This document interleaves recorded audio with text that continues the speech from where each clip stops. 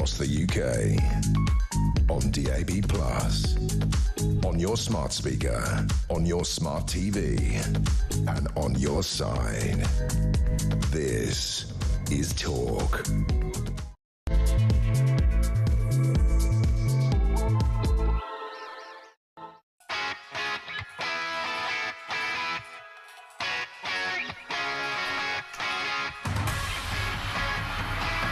Well, have I missed you?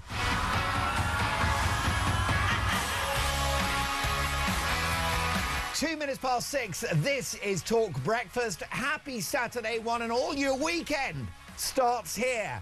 And breaking this morning, the country's top pollster reveals that in spite of events this week, Reform UK will win the next general election and Nigel Farage will become Prime Minister.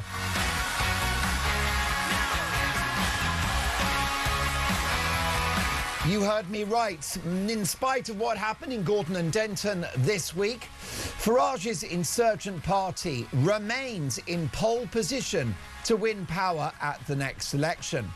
Meanwhile, was the real winner this week Angela Rayner? Is it a question of when, not if, she replaces Sir Keir Starmer? And what about those Greens consolidating the Muslim vote and hoovering up blue-haired woke progressives? Are the Green Party now the party of the left in this country? I've got a simple question for you this morning. Are the Greens dangerous? Open borders, legalising drugs, net zero madness. Are the Green Party dangerous? My phone number is 0344 499 1000. Text the word talk in your message to 87222. Or you can leave us a voice note. We know you're busy, so you pick up the phone, you call that number, 0344 499 1000. Leave a voice note and we'll put it on the radio and on the telly. Delighted to say you can hear us on DAB Plus in app and online, or you can watch the show. Just head to YouTube, put the word talk in there, search, and up we come, and you can watch the show live. As the saying goes, let's talk.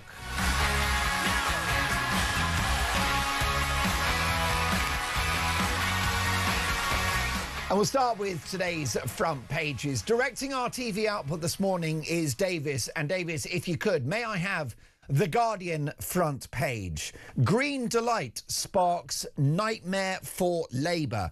Keir Starmer is facing an ultimatum from his own party to change direction or face a leadership challenge within months after the Greens humiliated Labour with an historic by-election victory in the Manchester seat of Gorton and Denton. We've also got the Times newspaper. Let's take a look at this. Starmer on ropes after by-election humiliation. PM urged to veer left as Greens win in Gorton. And ministers say new Labour leader is inevitable. We're in a very funny situation at the moment politically, where the insurgent party and the party that we're exclusively revealing this morning will win the next election, which is Reform, is a right-wing movement, and yet the left are consolidating. You've got a Labour Prime Minister under pressure to fling open the borders, to indulge in net zero and to have undiluted socialism. You've got the Greens, who are even more radical than that. So the country's being pulled in two directions. I've got to ask you, who wins? Are the Greens dangerous? Let me know your thoughts. Daily Telegraph. Mahmood, migrant curbs must go ahead. Labour must push ahead with a crackdown on migration, despite the Green Party's by-election victory, the Home Secretary has said. She's going to use a major speech this week to warn that Labour's future as a political party is in jeopardy unless it introduces a radical Danish-style reform system to restore public confidence in our broken asylum procedures. She's going to argue that her migration plans are entirely consistent with Labour values and offer a centrist path to counter the fairy tale of the Greens' open borders and the what she calls nightmare of Nigel Farage's closed alternative. Daily Mirror. Labour by-election blow, wake-up call. PM vows to battle on after disappointing loss to the Greens. And Starmer told to be braver to reverse a slide in the polls. Daily Star, Hannah terminates Keir. Plaster la vista Starmer. Labour throws in trowel as Greens win is the headline. Daily Mail now. Rise of the Green Menace. Police urge to probe family voting fraud in sectarian by-election. Farage demands action after poll monitors raise the alarm. Starmer reeling yet again as Rayner leads calls to lurch to the left. And Kemi says Labour was bitten by its own monster of mass harvesting of Muslim votes. Who on earth is Kemi? Who is Kemi? Who's that? I'm going to have to Google who Kemi Badenoch is. Do you know Dean Spencer is executive producer and he's back after a lengthy stint in rehab and he's taking one day at a time. Well, Dean Spencer, who is Kemi? Could you look it up? Because you're like my second brain. I'm going to get Dean Spencer to research who Kemi Badenoch is. Also, I've got another question, actually, Dean. If you don't, guys, you'll understand. I can't do everything myself. Could you please find out who the Conservative Party are? I would like to know who they are, what they're about, what their history is. I might ask Graham Davis, who is our lovely political expert, coming in a minute. The Tories are nowhere. I'm not even sure, Dave the engineer, that we should talk about them this morning, because I think if I talk about the Tories, Dave the engineer is going to nod off, because Dave the engineer is the hardest working man in the building. I would imagine he's off the back of a 12-hour shift at TalkSport, right? He's holding this place together with sticky tape and hope. And I will tell you that the Tories, forget about it. Forget about it. So irrelevant. Their support at the Gorton and Denton by-election didn't even touch the sides. It's non-existent. It's over. The Lib Dems as well. Over. What have you got? You've got the Greens and you've got Reform UK. That is the new politics, which is terrifying and exciting in equal measure. The reason why I'm excited about the progress that Reform are making is because this is the return of, do you remember a thing called conservatism? Now, I'm joking about who were the Tory party, who is Kemi Badenoch. The truth is that they were the party of the right and they became left-wing, creating a space for Nigel Paul Farage. And I'm just excited at the idea of any party closing the border.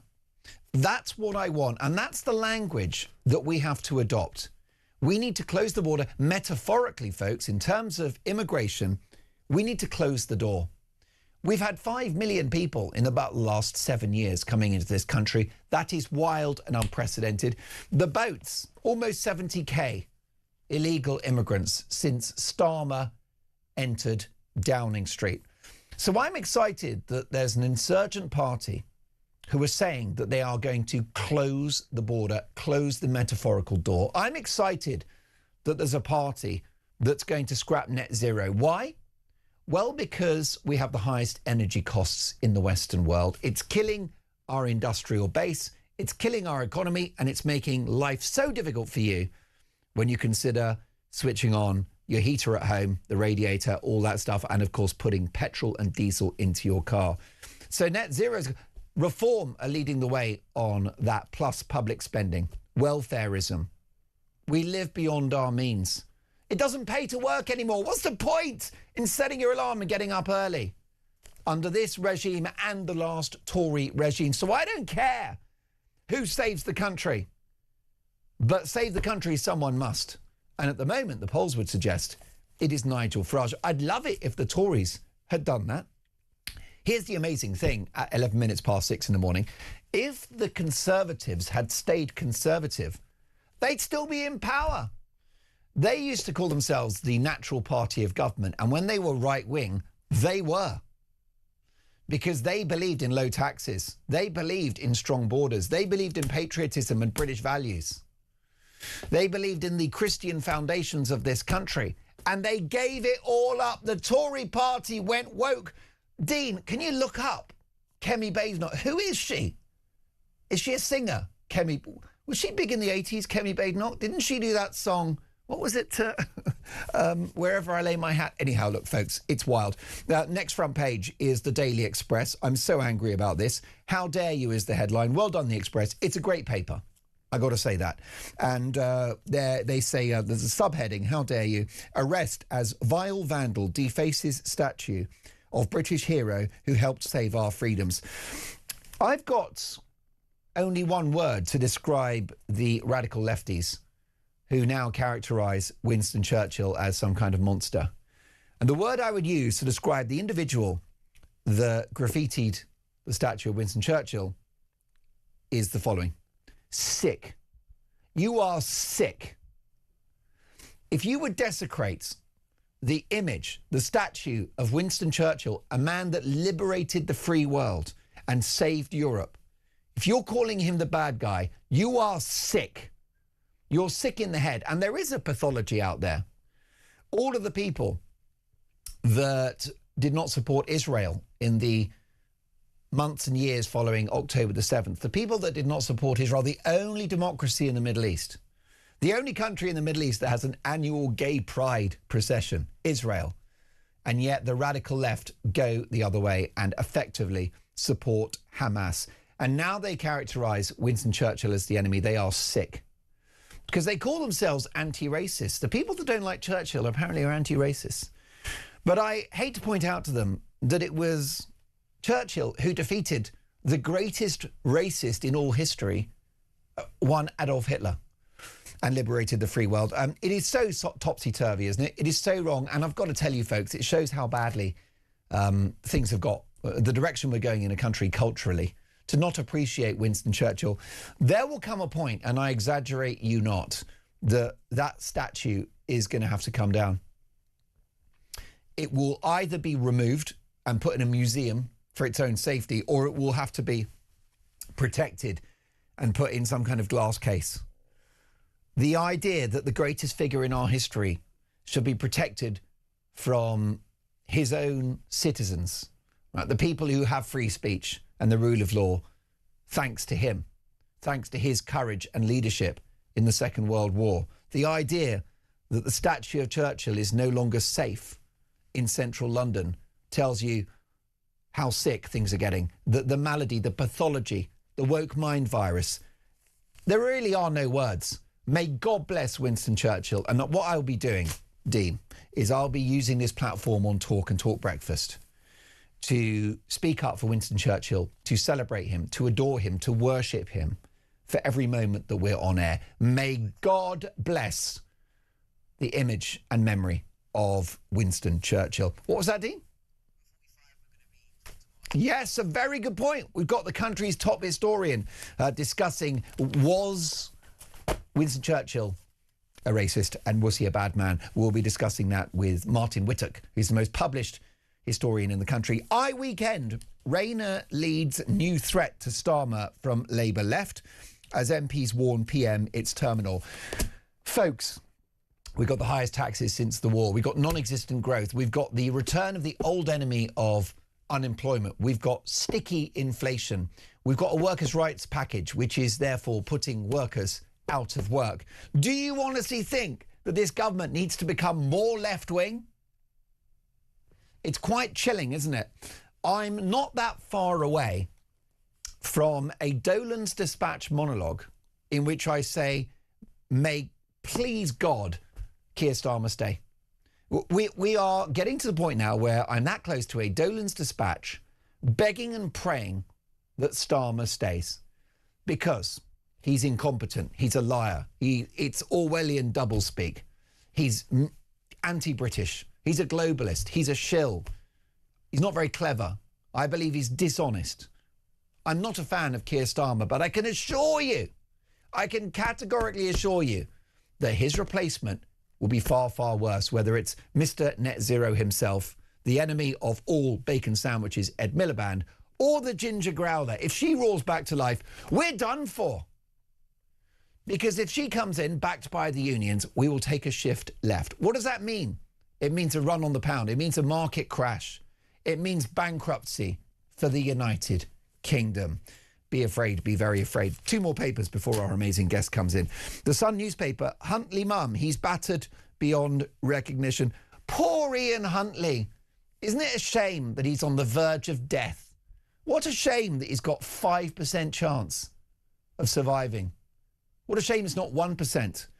If I have to be on air and announce the news that he's passed, I don't know if there's a jingle. Have we got jingles? Yeah? We'll do a little party. Of course, there must be law and order in jails. And I do not advocate the kind of chaotic scenario in which prisoners attack each other. Of course not. But what I will say is that this is one of those most wicked men that the country's ever seen. They're taking the lives of those two little girls in the most wretched and evil circumstances. All I'm going to say is I do not fear for his health at the moment with a 5% chance of living, and I won't mourn his passing. So a monster Ian Huntley's mum secretly visited him in hospital last night and told pals he was unrecognisable after being battered in a jail attack. The double child killer, who is 52, remains in an induced coma after his skull was crushed with a 3-foot metal pole at HMP Franklin in County Durham.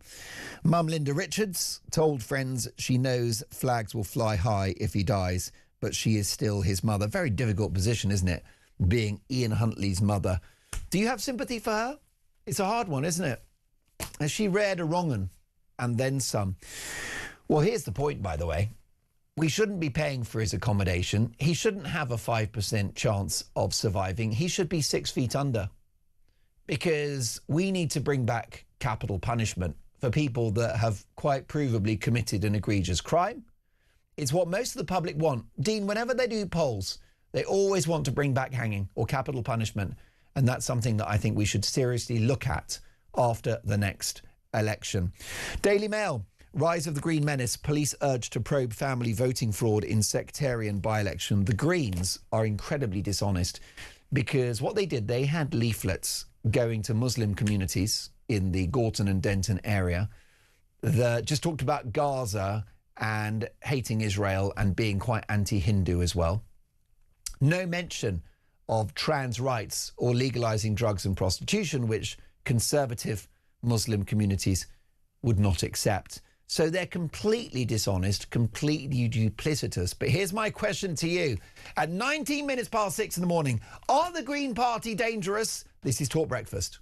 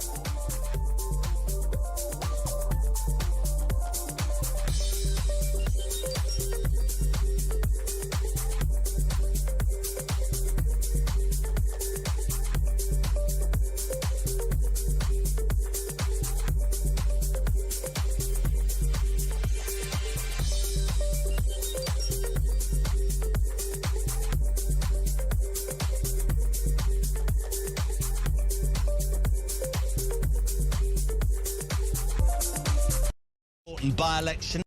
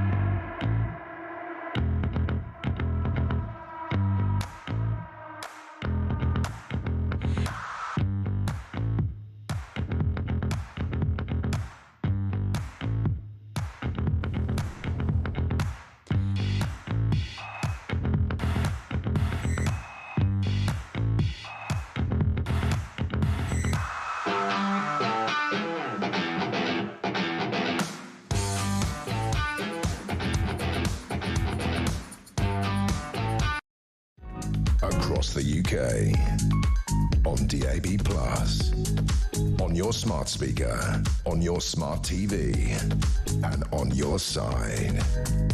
This is Talk. You're listening to Talk Breakfast. It is 6:22. Happy Saturday, one and all. Whatever you're up to, it's lovely to have your company. Perhaps you're slumbering in bed. In that case, get the kettle on, get yourself a coffee or a tea, and let's get to work. You may be at the tail end of a night shift. If so, we salute your contribution to the unstoppable powerhouse that is the British economy. Paul is very worried about the Greens. He says, beware of Hannah the Spanner. Referencing, of course, the very successful candidates for the Gorton and Denton by-election for the Greens, Hannah Spencer, who is now going to enter the House of Commons. Tony in Sussex says, good morning, Mark. If Starmer goes, it won't be the end of the country. It will be the end of the government before long and a general election on the horizon. Whoever takes charge will make the economy far worse than it is, and this will force Labour out. And I want Starmer to get kicked out. It would be wonderful. Thank you for that. Keep your thoughts coming. Live in the studio, Graham Davies, who is the presentation coach, broadcaster and political consultant. Good morning. Good morning. Top of the morning to you, Mark. It's all downhill from here. Of course it is. Listen, we're so happy to have you and your expertise and knowledge about all matters political. The country's top pollster has revealed that in spite of events this week, Reform UK will win the next general election. Your reaction? Well, in many ways, it was the best of by-elections and the worst of by-elections. The best in the sense that it really shook up the establishment. Worst in the sense that it showed how effective nasty sectarianism can be. But in some ways, in the long term, it really hasn't changed anything for the landscape for the next general election. We still, though, have a situation where currently neither Reform nor Greens have any more than a few MPs, whereas, of course, the Labour Party has got more than 400. And it's a government that's still led by a Prime Minister who's done more screeching U-turns than the Sweeney, and it seems as though he's surrounded by a cabinet which is so lightweight it's like a packet of helium balloons. But the long-term prospects are nothing for Reform to be upset about. The overall logistics of what's going to happen over the next 3 years, I believe, has not been shifted by the Gorton and Denton by-election. Well, I think you're right. And Gorton and Denton, what's happened is that Reform have consolidated the sort of white working class vote, but what the Greens achieved, which is quite remarkable, is British Muslim voters plus the progressive left, the wokies. And that was enough of a constituency, enough of a coalition to win Gorton and Denton. So they've played a blinder strategically, the Greens. But the story for Reform UK is there's enough of a swing, even in a seat they didn't win, to win power at the election. There is really nothing for them to be depressed about. I suppose it's perhaps a wake-up call to make sure that they are on their A game all the time. There will be no complacency given that they didn't win. Absolutely right. They can't say that, look, we're an unstoppable juggernaut. There's nothing that we can do that will make us fail. I think there are 3 areas they still have to work on. They have to work on their policies, their personnel, and actually their professionalism. The policies, well, they do have these weekly or bi-weekly announcements, but actually there's not much substance and certainly no costings to the policy announcements. Their personnel, well, of course, that's always a moving feast, but of course, literally 50% of their MPs now are people who used to be Conservatives, and still there are an awful lot of gaps at the top. There are also gaps at the bottom because it's going to be quite a challenge for them to recruit enough candidates not only for the general election but also for the May 7th local elections as well, and professionalism. They had an awful lot of people on the ground in Denton and Gorton, an amazing number, but actually it was a little bit frantic, and they had a piece of get out the vote software that didn't quite work well enough. So they need to up their game in that respect as well. What they've done, interestingly, I mean, a few people might have expected, and perhaps Reform supporters will have hoped to have won this seat. Actually, it was never particularly viable. This is not a target seat necessarily for Reform UK at this stage, is it? What's significant is not that they didn't win, but the swing in their favour. The swing in their favour, I mean, they doubled their vote. And so it's a hugely positive evening. And if you subtract that Muslim quotient within other constituencies in the Northwest, then it goes turquoise across the board. It absolutely does. And also, they do have to remember that by-elections are so different to general elections. If you look at, say, in 2012, George Galloway won Bradford West by essentially setting Muslims against Jews and Hindus in a terribly sectarian way. He lost it again in 2015. So sectarianism wins by-elections. It does not win general elections. That's fascinating, isn't it? So we'll have to look at what happens going forward.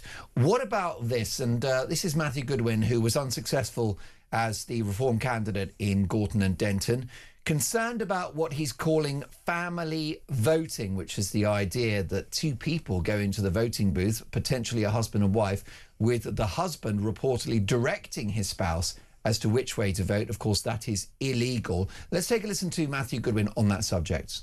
Well, I think this seat was always very unique. I think there is a part of this seat that is clearly sectarian. We saw that with the Green campaign, campaigning in Urdu, campaigning in Punjabi, campaigning in different languages. And I think what we saw on the Reform side was a very focused, organised, disciplined campaign. What do you make of these allegations of family voting? Well, the legislation is now very clear, brought in 2023. It essentially formalised what was always understood by the common law, that you couldn't have two people in a polling booth at the same time. But the crime under the 2023 legislation is committed not as a result of any coercion that occurs in the polling booth, but by virtue of having two human beings in the polling booth at the same time. It's automatic. And one of the things that I'm concerned about is that there, of course, has been a lot of objective observation by this observation entity, Democracy Values, I believe they're called. But, of course, they feel that they shouldn't participate by calling it out too loudly. They must be silent observers. What I'm very concerned about is there seems to be quite a lot of evidence of council staff not doing anything when they have seen it. They've turned a blind eye because they are being culturally sensitive. Yeah. And I think that's just plain wrong. It most definitely is. What about this concern? This is being labelled sectarian politics, the idea that, you know, individual religious groups will vote based upon their community, their faith, rather than policies like potholes and taxes and that sort of thing. Sectarian politics, is it on the rise? Is it a threat to our democracy? It's only on the rise because a political party or political parties are taking advantage of it. Leveraging it. Leverage it beyond any sense of moral fair play. I believe it is an example of the fact that, unfortunately, proper integration is not happening. And it's particularly epitomised by the Green Party's use of the Urdu language in one of their party political videos. Yeah. A language that less than, I believe, 2% of the country speaks, and unfortunately re-emphasised that there are parallel lives going on. Parallel lives which mean that the people living those lives are not integrated as part of our united kingdom. Most definitely. Would you say that a party doing a religious campaign, a political campaign in another language in this country, is that an example of the failure of the multicultural experiment? It's very much a failure of the multicultural experiment. We are a country which inevitably and deliciously has multi-ethnicity, but there has to be a certain blend of culture so that it is a British culture. Most definitely. A multi-ethnic society is something that we've got and that will never change. But the challenge is for our cultures to actually, you know, unite around being British. Yes, indeed. And if you've got election literature and campaign videos in another language, well, it's anathema, isn't it, to Western values and to the idea of democracy? Because people who don't speak Urdu literally don't know what's being said.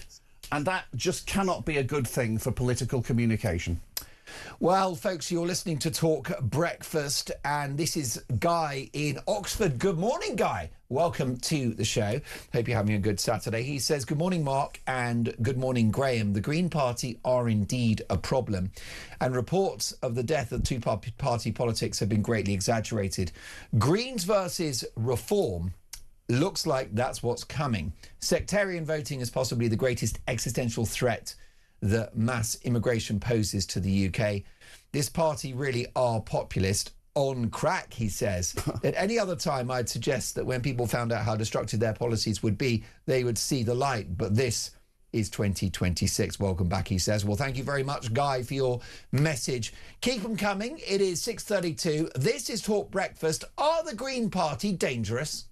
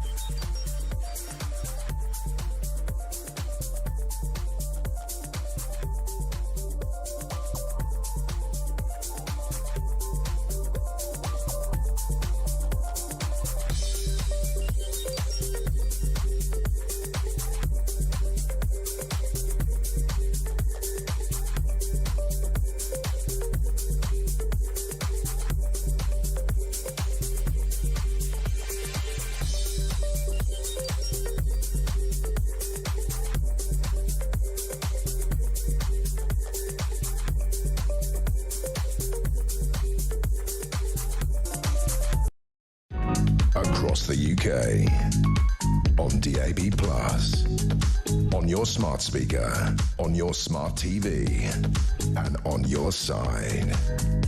This is Talk. You're listening to Talk Breakfast. So many messages coming in thick and fast. Are the Green Party dangerous? Betty has messaged the show. Good morning, Betty. How are you? I hope you're well. Have you had your first cup of tea yet? Betty says, good morning, Mark. Islamists take over parties with the same colour of their homeland in every country.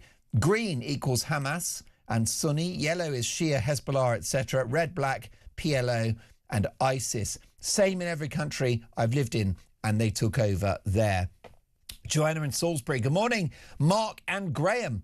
Nigel Farage put a formal complaint in regarding family voting in polling booths. There needs to be a tightening of postal votes as well. 9,000 postal votes. How many family decisions were involved in that? Both together could have completely skewed the votes. What you don't want, Graham, is the outcome of an election decided by your religion. I believe you're absolutely right about that. I can't think that there is any level of increased health in any society with an increased level of religious influence and political debate. And one of the things that I fear, together with your recent contributor just there, is that labelling has changed dramatically. Do you remember the days, Mark, when the Labour Party used to fight for the working class, the Conservative Party used to fight for a strong economy, and the Green Party used to fight for a clean environment? And now, ironically, the only party that's environmentally sensitive is Reform, because it consists of entirely recycled Tories. but Reform at least are exploring new territory. The Green Party are retreating from their core territory. In her victory speech, Hannah Spencer didn't mention the environment or net zero once. And that surely shows to people that the Green Party need to have a level of scrutiny that has been directed only at Reform so far, for the fact that their policies are not just bad, they're horrific. Well, that's right. I mean, I think that the reform policy agenda is dangerous, but I also think the party is dishonest because they campaigned in different ways to different communities. To woke progressives, they were banging on about trans rights and legalising all drugs, including crack cocaine and heroin, and the idea that they would open the borders and legalise prostitution. So that was the offer to the progressive left. Meanwhile, they're doing campaign literature to the Muslim community, talking about Gaza, not mentioning trans rights, which is anathema to conservative religious communities. So they're speaking from two sides of their mouth. They are, and I have to criticise your colleagues in the media for this. At last, Nigel Farage and Reform are undergoing quite a lot of scrutiny, some of it really quite brutal. But so far, the Greens have not. They're not really properly examined on their policies. And the public don't realise how radical they are. They really don't. I mean, fair play. An awful lot of people are not as obsessed with politics as you and I are, and hopefully many of your viewers, I'm delighted to say, are as well. A lot of people just think about politics just before a general election and don't really even get engaged in by-election gossip. And so a lot of people probably still think that the Greens are a bunch of cuddly tree huggers, and that misconception has to be altered. Well, the idea of a block vote based on religion, it is inherently anti-democratic, because what our democracy should be is the competition of ideas and a focus on policy. But if you've got a political bloc based upon its religion or the traditions of that community, well, then you don't have free debate. You do not have democracy. You really don't. You have political policy based on tablets of stone that never, ever change. It causes rigidity and, in fact, gets in the way of debate. Wow, it's chilling stuff. Let's take a listen to Hannah Spencer, who is the new MP, the Green Party MP for Gordon and Denton. I can't and won't accept this victory tonight without calling out the politicians and divisive figures who constantly scapegoat and blame our communities for all the problems in society. My Muslim friends and neighbours are just like me, human. Something's happened to the Greens, and it's Zach Polanski, isn't it? Because love him or hate him, their new leader has absolutely moved the dial. He is the Farage of the hard left. He is, and in fact, the media have accidentally given Polanski oxygen by giving him free rein in interviews. But can I just say this about Hannah Spencer? Her speech overall, although unfortunately it was delivered from her iPhone as if someone had WhatsApped it to her, nevertheless was very well written and very well delivered. Short, punchy phrases with an overall message which consisted of something like, I believe in hard work. I believe that working people should be rewarded for hard work, and we should have a country that encourages and celebrates hard work. She was less eco-warrior than affable punk Marxist. And there's something quite endearing about the way somebody with her background, a plumber, is getting into the Mother of Parliament, something that could never happen, say, in the United States in their money-obsessed democratic system. And, of course, she's going to be entering into a building that not only leads some TLC, but needs an entire refurbishment. So hopefully she'll be able to cast an eye over the bathrooms in the House of Commons as well. Most definitely. She could look at that plumbing, because what's the cost of revamping the Houses of Parliament? Approximately a zillion quid, from what I gather. Well, she'll do it for £100 a day, and the job will be done in a week, as long as she's got a few Poles and a couple of, Lithuanians in the van with her. Can we talk about Zach Polanski? The sky's the limit for him. He's got cut through. He's a good media operator. I don't agree with a syllable of what he says, but he's effective. He's charming. He's affable. He sometimes sounds really quite reasonable. He was pushed on the issue a few weeks ago as to whether, if he led a particular government, whether he would abide by Article 5 of the NATO treaty, in that would Britain, under him, join in with the defence of another NATO country if they were attacked. And he said, yes, we must abide by our treaty obligations, but then in the next breath said, but we must also pull out of NATO. And again, that contradiction hasn't really been exposed so far. Well, he's a charlatan, isn't he? I mean, he's a chancer. Because, I mean, he knows if he becomes Prime Minister that he's not going to dismantle our nuclear deterrent. He knows that net zero, unadulterated, will bankrupt the country and finish off our industry. He knows that he can't treat immigrants like first-class citizens because we're already so in the red and it would break the NHS in minutes. So the bottom line is, he doesn't believe any of this, does he? The joyful position that he is in, having such a tiny party and being so obviously the biggest Olympian god within that party, is that essentially on every TV interview, he doesn't have a PR or comms department saying, look, here are the lines you have to follow no matter what. He can simply make it up as he goes along, and that clearly is what he's doing. It's snake oil, isn't it? It's, Mark, I think you're being unfair to snake oil salesmen. Really, it's not really as valuable as that. Wow, harsh but fair. Come back, Enoch, says an unnamed texter, of course, referencing Enoch Powell, who spoke of the potential risks of immigration with his Rivers of Blood speech. This from Mark in Stratford. Good morning, Mark. Welcome to the show. I hope you're well.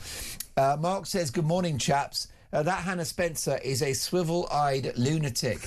Let's be frank, some plumbers do have them. Great show. Nicely done. Excellent reference there to one of my favourite sitcoms of all time. Some mothers do have them. Good morning, Mark. This is Karen. The last local election that I went to was in Tower Hamlets.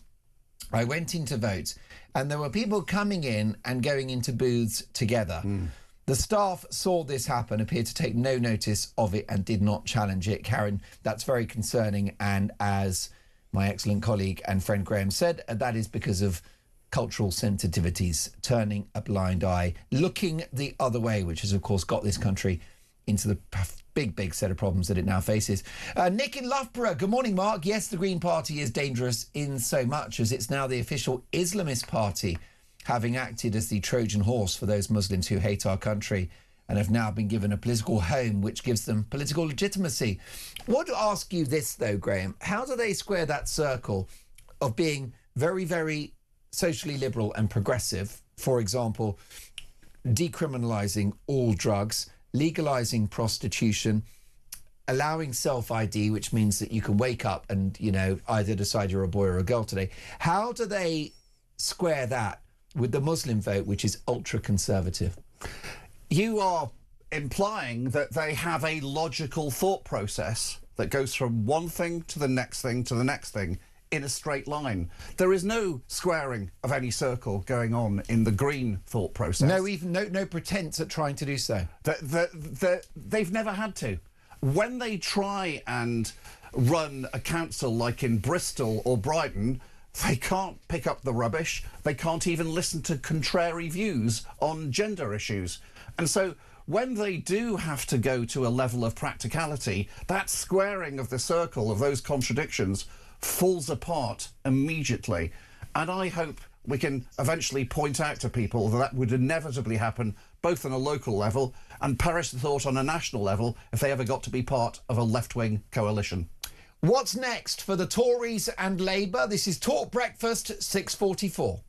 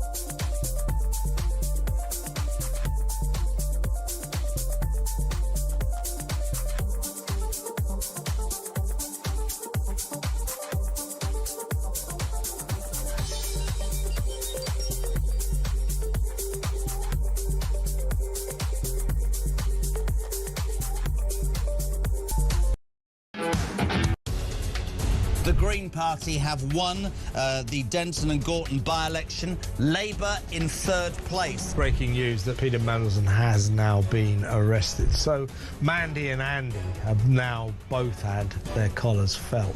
What would Andrew Loney tell them to do? To come clean, be honest. And if Charles is complicit in this cover-up, which I believe he is, then I think he has to fall on his sword. When you define sex, what you gender or sex, what you mean is biological sex, and that's a man or woman, what you are physically, not what you think you are on a Wednesday afternoon.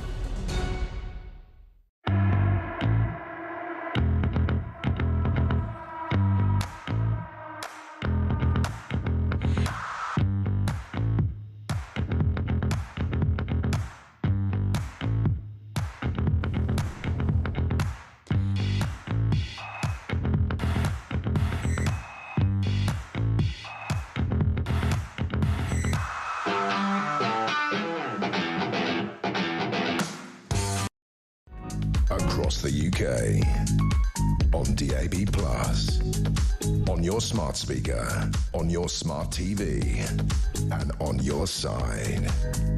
This is Talk.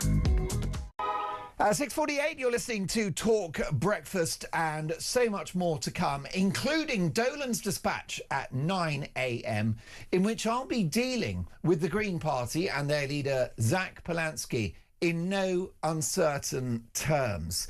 So many messages coming in. Liam says, good morning, chaps. Liam from Accrington here. I don't like the result of the Green Party in Gorton and Denton, but this woman will be the first politician in some time that has had a working class job in the House of Commons. It's a good point. She is a plumber. She's obviously resourceful. We should congratulate her on her win. She fought a very successful campaign. And parts of her speech, when she said at the moment there's not much point working hard, there's no reward for working hard, that could have been a reform candidate speaking for that part of the speech. Well, she is a clever and dangerous lady, and I say that as a compliment because... By the way, can I just say that clever and dangerous ladies are my favourite kind? Somehow we already knew that, Mark. You should meet Mrs. Dolan at some point. But, as you say, a good reform candidate could have said that. A good Labour Party candidate could have said that. A good Conservative Party candidate could have said that. She managed to say something that was striking and different and people would applaud, but without it sounding like a cliche. Very few politicians can do that.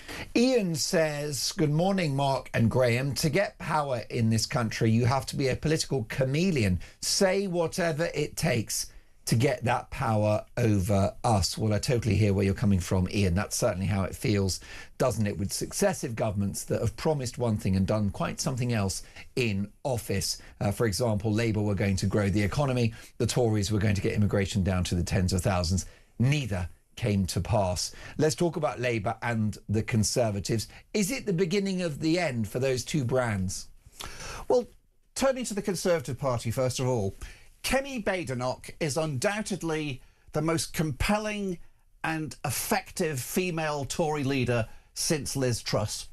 And the Tory party vote didn't collapse. It evaporated in a puff of steam, just leaving a rather small damp stain on the floor of every polling station. But in the words of Corporal Jones, there's no need to panic, Mr. Mannering, because between 2010 and 2015, for instance, the Tories lost 20 out of 21 by-elections. The Tories are the herpes virus of Western politics. Just when you think you've got rid of them, they come back stronger and more virulent than ever before. And I believe that will happen again. It's a question of how long it will take. So you don't think the Tories are dead?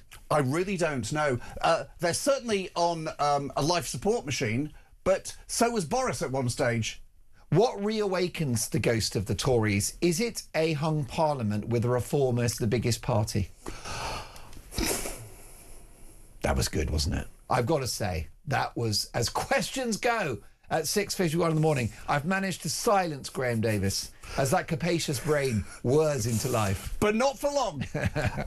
I think you're getting ahead a couple of years. Have I got carried away? The Tories have got to do something before that Armageddon point is reached.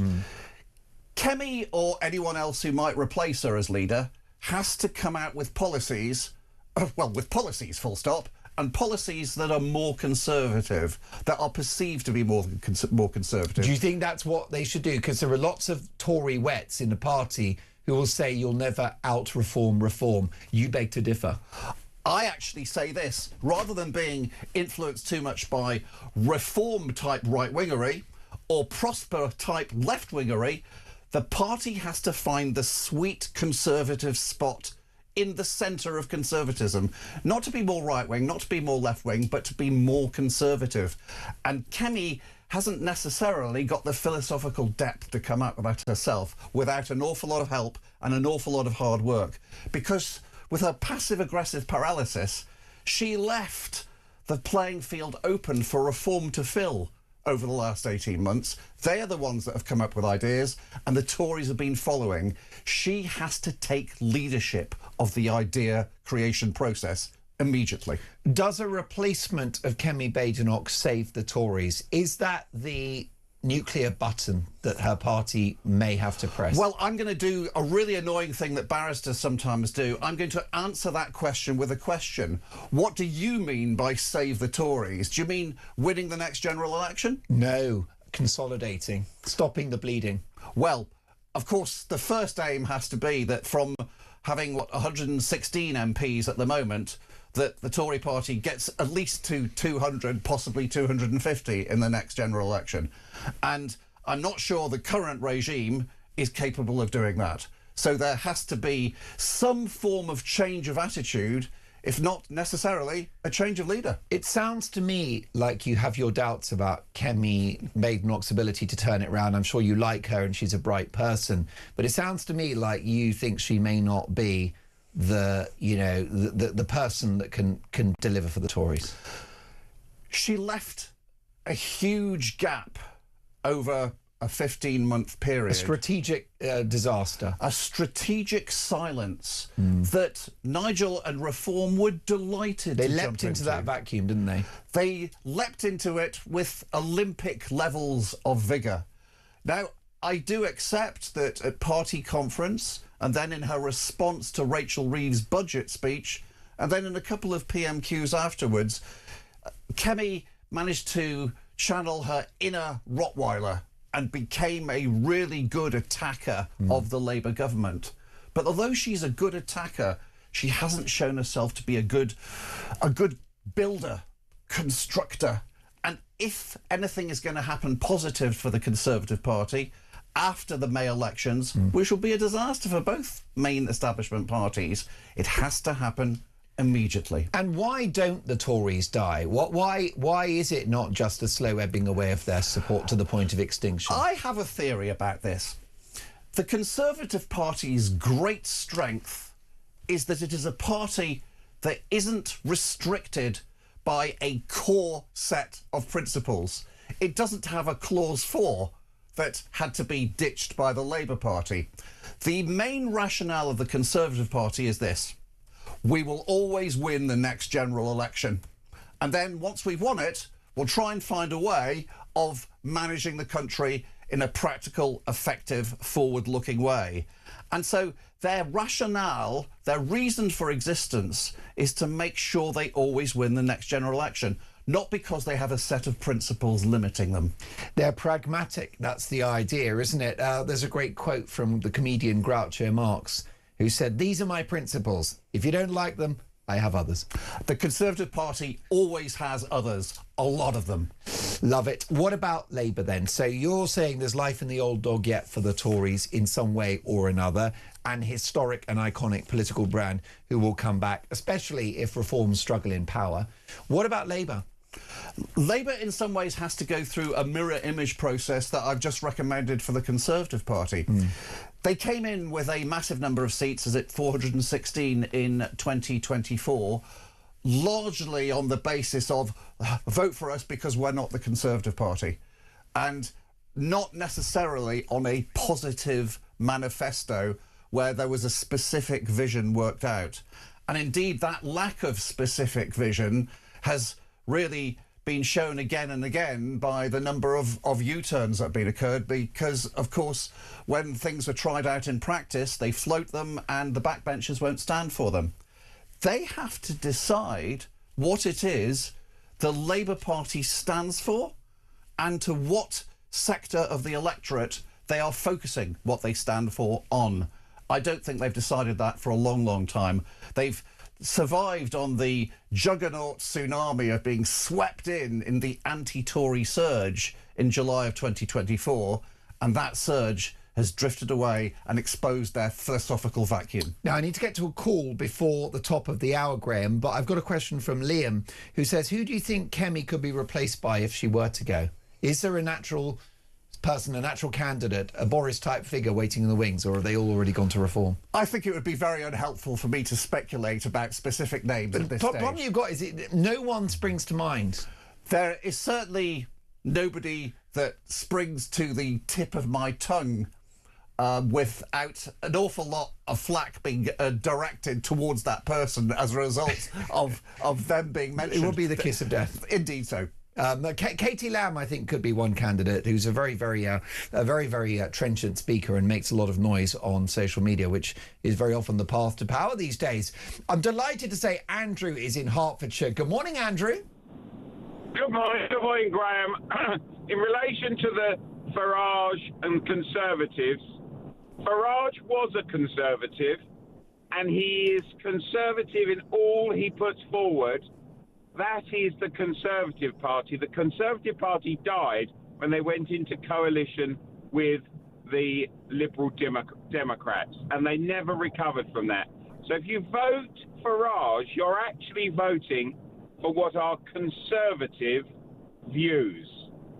That's the interesting thing. So therefore, Andrew, are you characterising Reform as the real Conservatives, the true Conservatives? Yeah, it's a very good point, but I'd like to sit down with a real commentator in the area. We all live in this left and right wing. Yeah, they're actually in the middle of reality. People on the street, in the same way that I feel very strongly that new MP, she for the Green Party won't last a year. She'll be finished and gone. Damning words. Andrew, what a great call. Call me again soon. Very interesting. Are the Green Party dangerous? It's a Labour Party now dead in the water. Is that it for them? 0344 499 1000. I'm delighted to say that Graham Davies is staying with me. He's the presentation coach. He's a former advisor to various prime ministers and ex-leaders of the Conservative Party. We're going to take your calls. We've also got Simon Danchuk coming up, who left Labour to join Reform. Are they odds on to win the next election? Talk breakfast, don't go anywhere.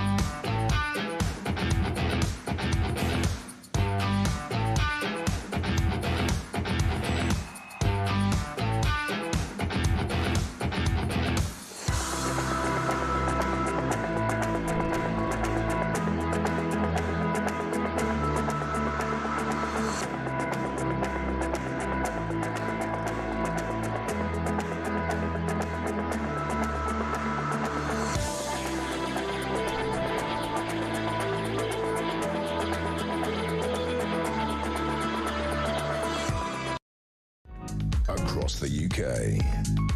On DAB+. On your smart speaker. On your smart TV. And on your side.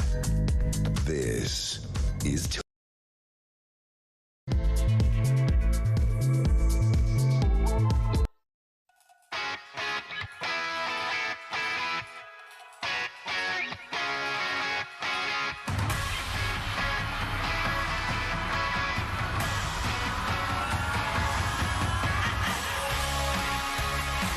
Well, a very good morning. It is 3 minutes past 7. I'm Mark Dolan. This is Talk Breakfast. And breaking this morning, the country's top pollster has revealed that in spite of what happened this week in Gorton and Denton, that Reform UK will win the next general election and Nigel Farage enters number 10.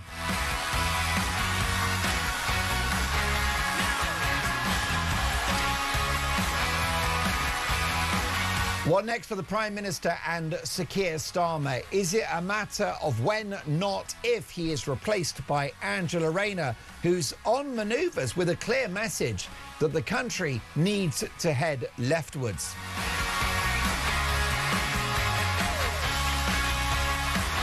Are we in a strange situation now where we have to hang on to Starmer for dear life until the next election? And with their victory in Greater Manchester this week, are the Greens now the main party of the left? My number is 0344 499 1000. Text the word TALK and your message to 87222. Leave us a voice note, and as the saying goes, let's talk.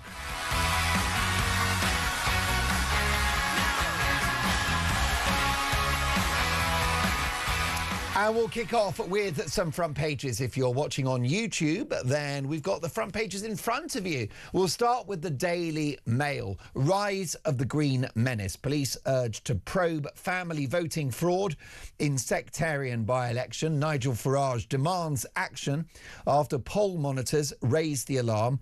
Starmer reeling yet again as Rayner leads calls to lurch to the left. And Kemi says Labour was bitten by its own monster of mass harvesting of Muslim votes. The Sun newspaper, Huntley mum, he's battered beyond recognition. Soham monster Ian Huntley's mother secretly visited him in hospital last night and told pals he was unrecognisable after being battered in a jail attack. It's our understanding that the Soham killer has a 5% chance of survival. But if he dies, will anyone mourn his passing? I suspect not. The Eye Weekend. Rayner leads new threat to Starmer from the Labour left as MPs warn PM it is terminal. Are you telling me that the answer to Britain's problems is more socialism, higher taxes, more borrowing, open borders, net zero madness? Do me a favour. Daily Express, how dare you? Arrest as vile vandal defaces statue of British hero who helped save our freedoms. Speaking of hero, with me in the studio is broadcaster, political consultant and the presentation coach, Graham Davies. Good morning, Graham. Good morning. So good to see you. And down the line, former Labour MP and a man who defected to Reform UK, Simon Danchuk. Good morning, Simon. With you. Lovely to see you, Simon. A good or a bad result for Reform this week? Well, I think it's a respectable result for Reform. They held up their vote. They're polling nationally at 29%. That's what they got there. It's a complete disaster for Labour, isn't it? The Labour vote got squeezed. It got halved, went from 50% in the general election down to 25%. And they got squeezed by both the Greens on the left and Reform on the centre-right. It's very similar result, actually. It's a very similar by-election to the Rochdale by-election in February 2024, where George Galloway won. And what the Greens really did, and this is why there is this accusation of sectarianism, and I think it's an accurate reflection of what went on, the Greens really went for the Muslim vote, to get that Muslim vote out, just like Galloway did in that Rochdale by-election. So there are some similarities there. Labour were nowhere near, were they? I mean, they were desperately trying to get the Muslim vote out and the white working class vote out, and they didn't manage to do either, in actual fact. I was surprised they got as many votes as they did, in fact. And yet they had thousands upon thousands of activists in the constituency. They had all the data, they have all the local councillors, but they completely failed to get their vote out. It's a disaster for Stormont. Indeed, and across the Northwest and the Midlands as well, you don't have such a high proportion of British Muslim voters. So it's likely that if the swing is replicated across large parts of the country, Reform can win.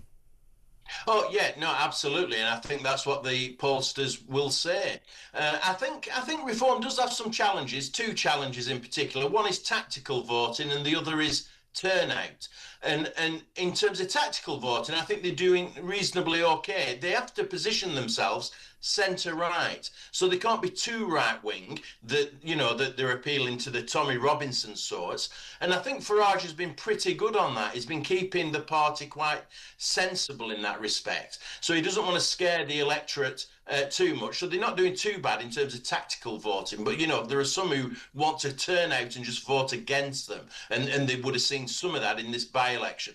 But the other issue is a bit more of a challenge in terms of turnout, getting their vote out. Some will stay at home.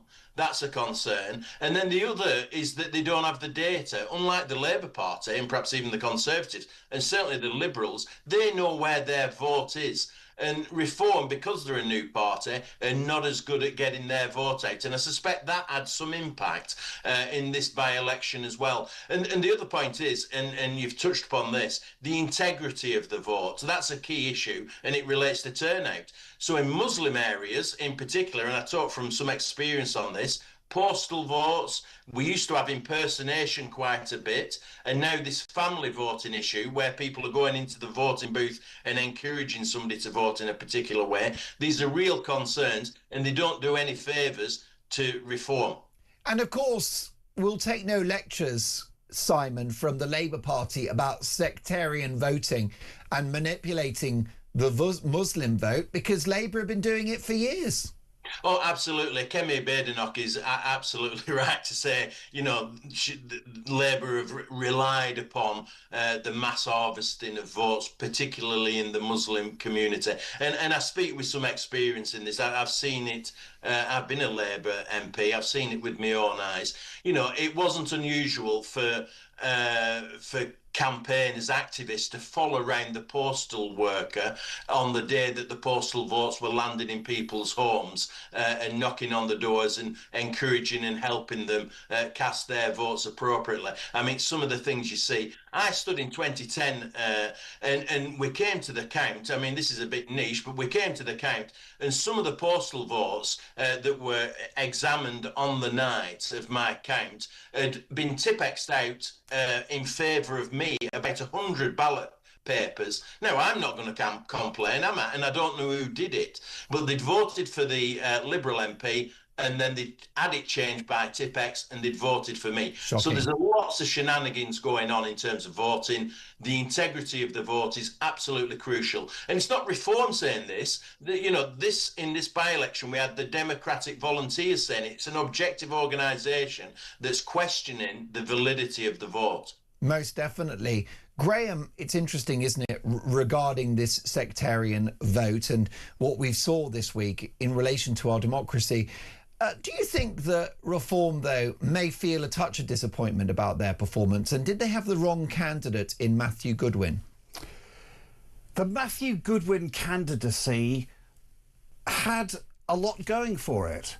He is young, looks vigorous, and in some ways he was what you might call a clean skin, because he has a very impressive academic background. He's studied the right of politics before becoming part of the right of politics, and he passed from being an academic through into being a television pundit and then eventually a Reform candidate without passing go, without collecting £200 and without being a member of the Tory party on the way. So my rather sneering gag about Reform always being recycled Tories would not apply to him. However, as an individual, he does have an awful lot of knowledge, an awful lot of strong views about an awful lot of things, and he's very happy to tell you those views at great length in a very intense way if you happen to be in the same postcode as him, and he has a very intense delivery style, which makes a huge amount of impact, but doesn't necessarily, especially in a by-election situation, draw warmth towards him and draw people towards him. And I think that, unfortunately, about 10 days before the actual vote itself, he could feel that the tide wasn't going in his direction. And when we all saw that rather monotone keynote he did from the top of his battle bus, when he was channeling Alan Partridge and Gordon Brittas, saying the Green Party want to legalise crack cocaine and Keir Starmer is talking like a robot. So vote reform. We could tell that probably he felt the game was up. So in the end, I suspect he wasn't the right candidate. Probably not. Maybe they needed just somebody that was local, a little more authentic, speaking from the heart, because I think what Goodwin tried to do is win our heads rather than our hearts. And as you say, in a by-election, that's probably not going to cut through. He will likely enter the House of Commons at the next election in another red wall seat. Can I ask you, Simon, about so-called sectarian politics? It's very wrong, isn't it, for any community to vote one way because of their religion. It ought to be the battle of ideas. It ought to be about potholes, NHS, schools, policing, those sorts of issues. With a rising British Muslim population, are there worrying implications for our democracy? Well, I think this has been a failure of multiculturalism, isn't it? We've created a society where we have separate lives going on in different communities instead of creating integration and people having shared values and a shared interest in Britain. Many people in these communities have their own shared interest that's more relevant to Pakistan, Kashmir, Gaza. And that's terribly unfortunate. I think it's a massive mistake, and politicians over the years cross-party have really ignored that and failed to address it. So it is a worry. How we overcome that, I think, is by reasserting ourselves as a British society and reinvigorating those values. And I think that's where reform has an advantage and has an opportunity. But the pressure rests on Nigel Farage's shoulders. It's not to be underestimated. And it's interesting, isn't it, Graham? Because you've got these British Muslim communities who are very socially conservative. So why, therefore, have the political right wing in this country not been more successful with the Muslim vote, do you think? There hasn't been a real outreach campaign from the Conservative Party towards the Muslim community. There have been specific groups, Conservative Friends of India, for instance, I'm thinking of, and Conservative Friends of Turkey. They've been done on that basis.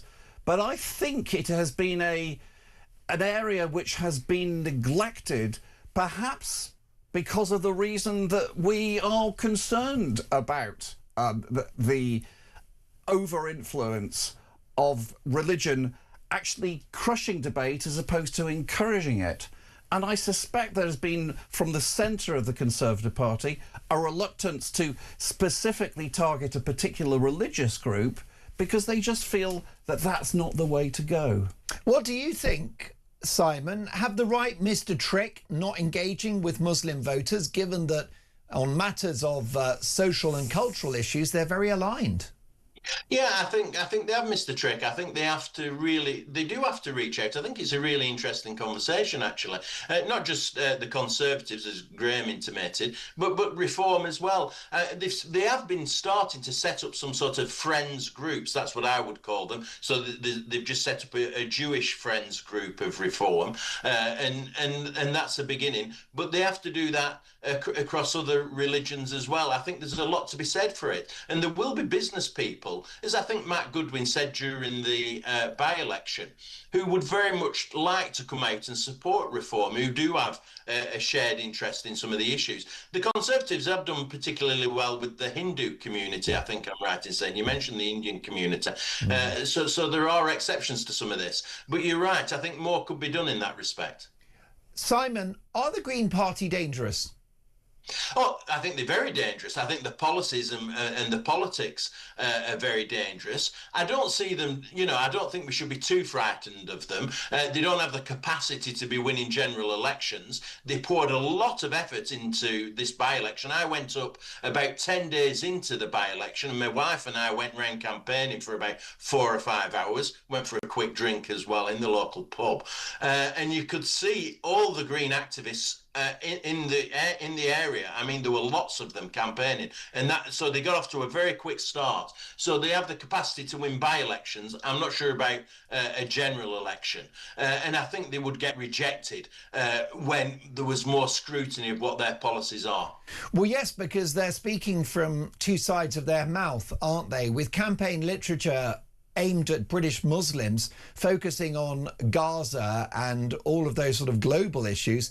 Meanwhile, they've got leaflets going out to woke progressives talking about trans rights and legalising prostitution and crack cocaine, all of which would be anathema to British Muslims. So these Greens, they're absolutely shameless, aren't they? Yeah, and I do worry if some of the more conventional Greens that have had their party taken over.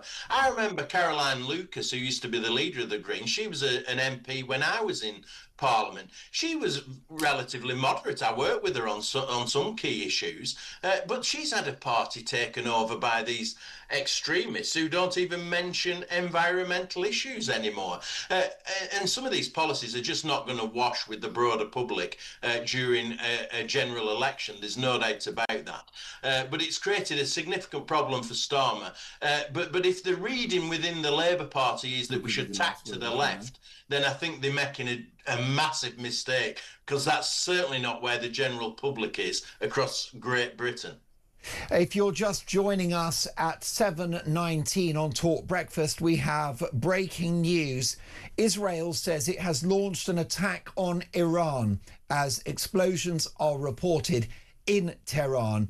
The Israeli Defense Minister has said his country has launched a preemptive attack on the regime, and the Iranian state media have reported explosions in the east and north of Tehran.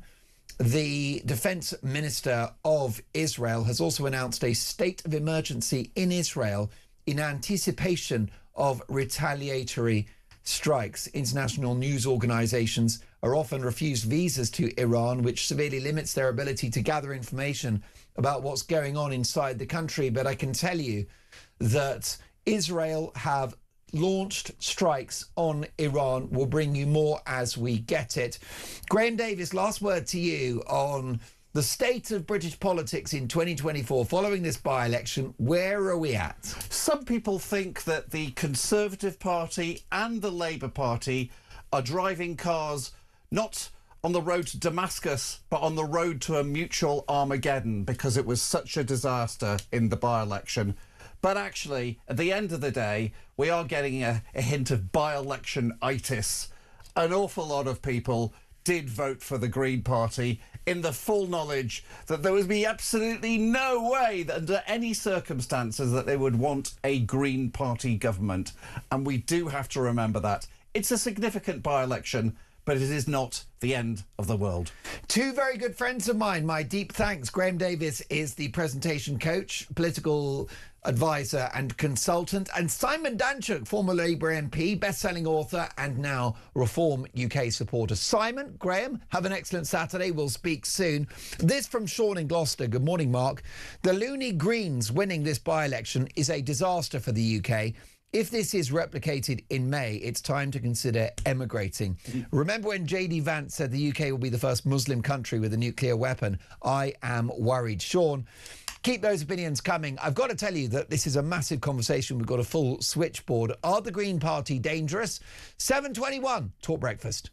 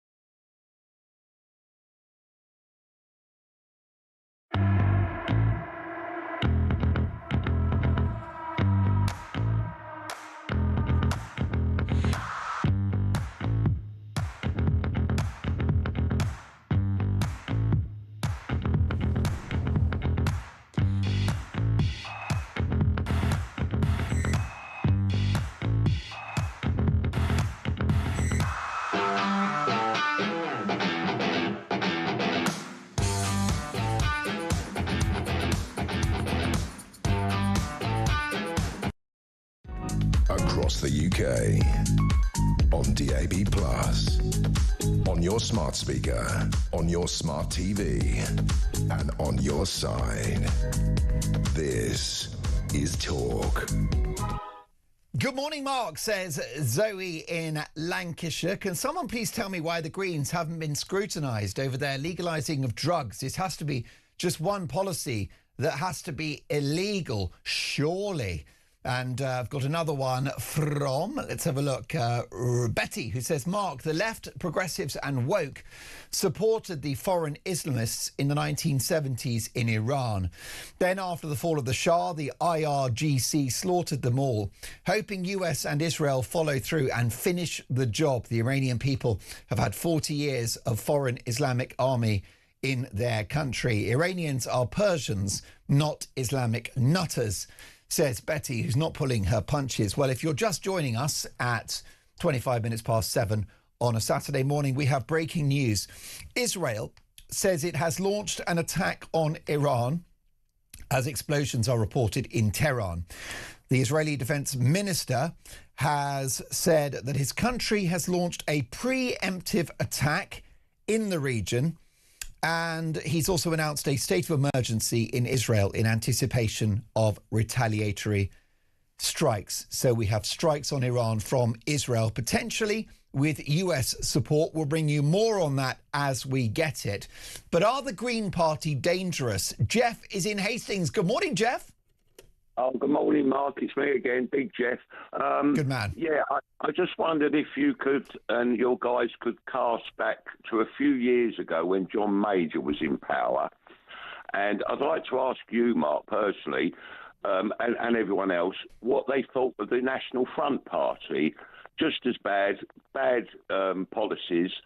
And they won the vote down in South London. I think it was Deptford, somewhere like that. And within an hour, John Major was on the telly saying, I can assure you it will all be changed by tomorrow. And it was. We saw no more of that party. Now, as far as the Green Party is concerned, surely with their policies like drugs and sex and this, that and the other, surely they should be out of the way straight away like the National Front were. Well, you raise a point, Jeff, because it's another dangerous, radical, extremist party. And the other problem is they're completely dishonest because they've basically lied to Muslim voters, pretending to be ultra-conservative and supporting Gaza and all the rest of it. Meanwhile, they're telling woke lefties that they're going to legalise crack cocaine, decriminalise prostitution and allow you to identify by whatever sex you choose.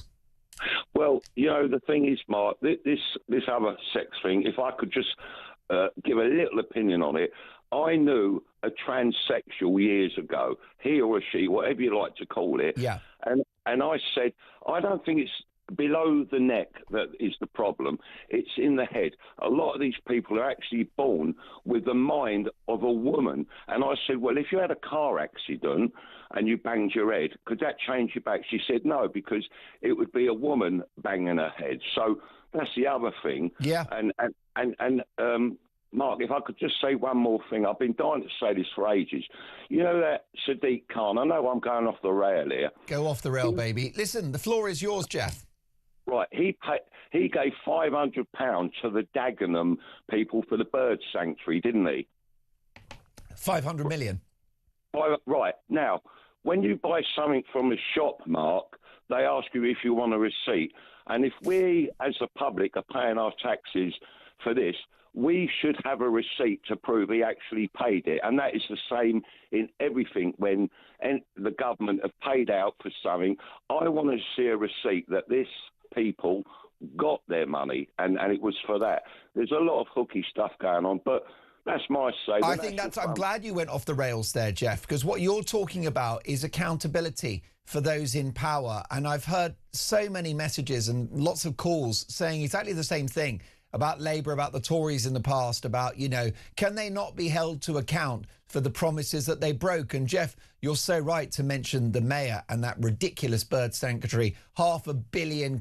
Meanwhile, the crime in London is out of control. Jeff, briefly, do you think, therefore, that the Green Party can be destroyed, that they can be held to account for their extremist views and ultimately eliminated?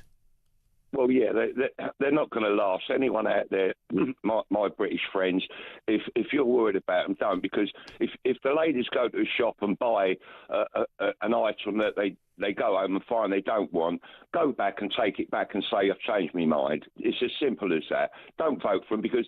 And one other thing, Mark, anyone who's going to think of voting Labour or Conservative again might say, oh, my God, we're going to lose to...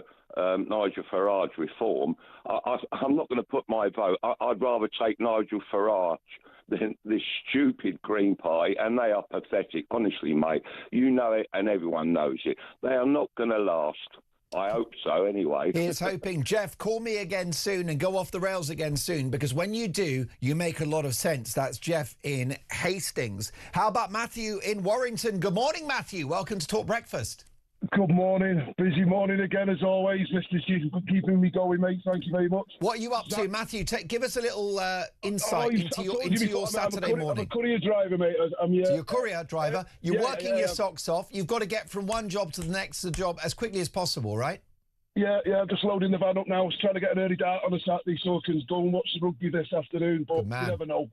So, yeah, Zach Belansky, mate, or Dave, or whatever his name is, he's a creep. He's like a criminal, the dodgy criminal out of a Batman film. He makes me. He's a horrible man. He's false. He's more false than my wife's knockers. But you know, he's going to get found out now. You've got to hope that the mainstream media are going to quiz him and quiz him proper. Well, this is it. This is the Green Party leader who actually previously sold a service in which he told women he could increase the size of their breasts with hypnosis. Has it worked on your missus, Matthew? I don't know. I don't know. I don't think much works on her, to be honest with you, mate. But God bless. But anyway, yeah. But all these. He's a charlatan. He's a complete. You described him as a creep. He's also incredibly dishonest, isn't he? Oh, yeah, he's a liar. He's got no part. He won't tell you what actually his policies is. He won't tell you what he's actually going to do. They're going to get found out massively. The Labour Party now, because they've just focused on reform, they've mostly thought Green won't really happen.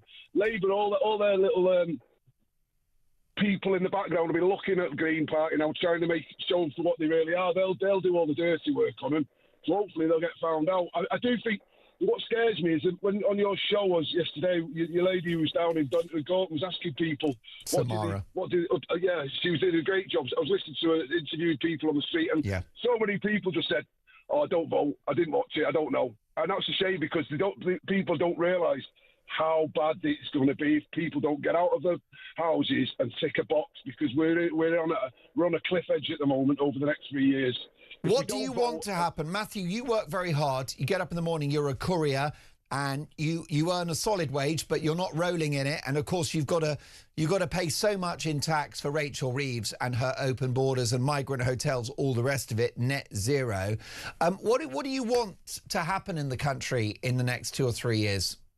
I would just like a bit of honesty. Just tell us. I've got no problem with people coming to this country. I see people from all social backgrounds and religious backgrounds, and a lot of these people who come over here, they work hard. There's a guy just opened a shop. He's a taxi driver. He's running his shop with his family, and I take my hat off to him because he's contributed. And I've got no problem with that. We've got to see it for what it is. If you pay your taxes, get something back. I need a hip replacement. I've been told a double hip replacement. Told I'm going to have to wait 12 months. For it. That is a scandal, because you can't be a courier if you need a hip. It's impossible to do your job. Oh, I'm dropping tramadol down me every day just to get me through the day because I've still got to pay the bills. Can't believe it. If I come on a boat though, or if I'm transgender, they'll give me a house and a living. So where's the justice in that? It's a scandal. By the way, Matthew, what are your pronouns today? Me. Ex-Welsh Guardsman, Jam Boy. That is the perfect answer. Matthew, you've stopped me in my tracks when you reveal that you're taking medication just so you can get through the day. Matthew, we salute you. Brilliant call, and have an excellent day. We'll catch up soon. This is why Talk exists. This is why Talk Breakfast exists. It's for folk like Matthew, who's got a lot of common sense. He works incredibly hard, and he needs a new hip. He's got to wait a year This is a guy that puts more in than he takes out. He's got the work ethic. He sets his alarm. And by the way, being a courier is not easy work at all. You're in and out of buildings, offices, houses, estates. You get endless parking tickets because you're a double yellow line. You've got pressure from the bosses to be quick and get through as many deliveries per hour as you can. You've got traffic. It is a hard, hard job. He pays his taxes and he's got terrible pain, and yet he's going to wait a year for a hip replacement. I'm sorry, the country's broken. Kemi Badenoch doesn't think that Britain's broken. Well, I can assure you it most certainly is. Are the Green Party dangerous? And next up, Ian Huntley could be dead in days. We'll get reaction next.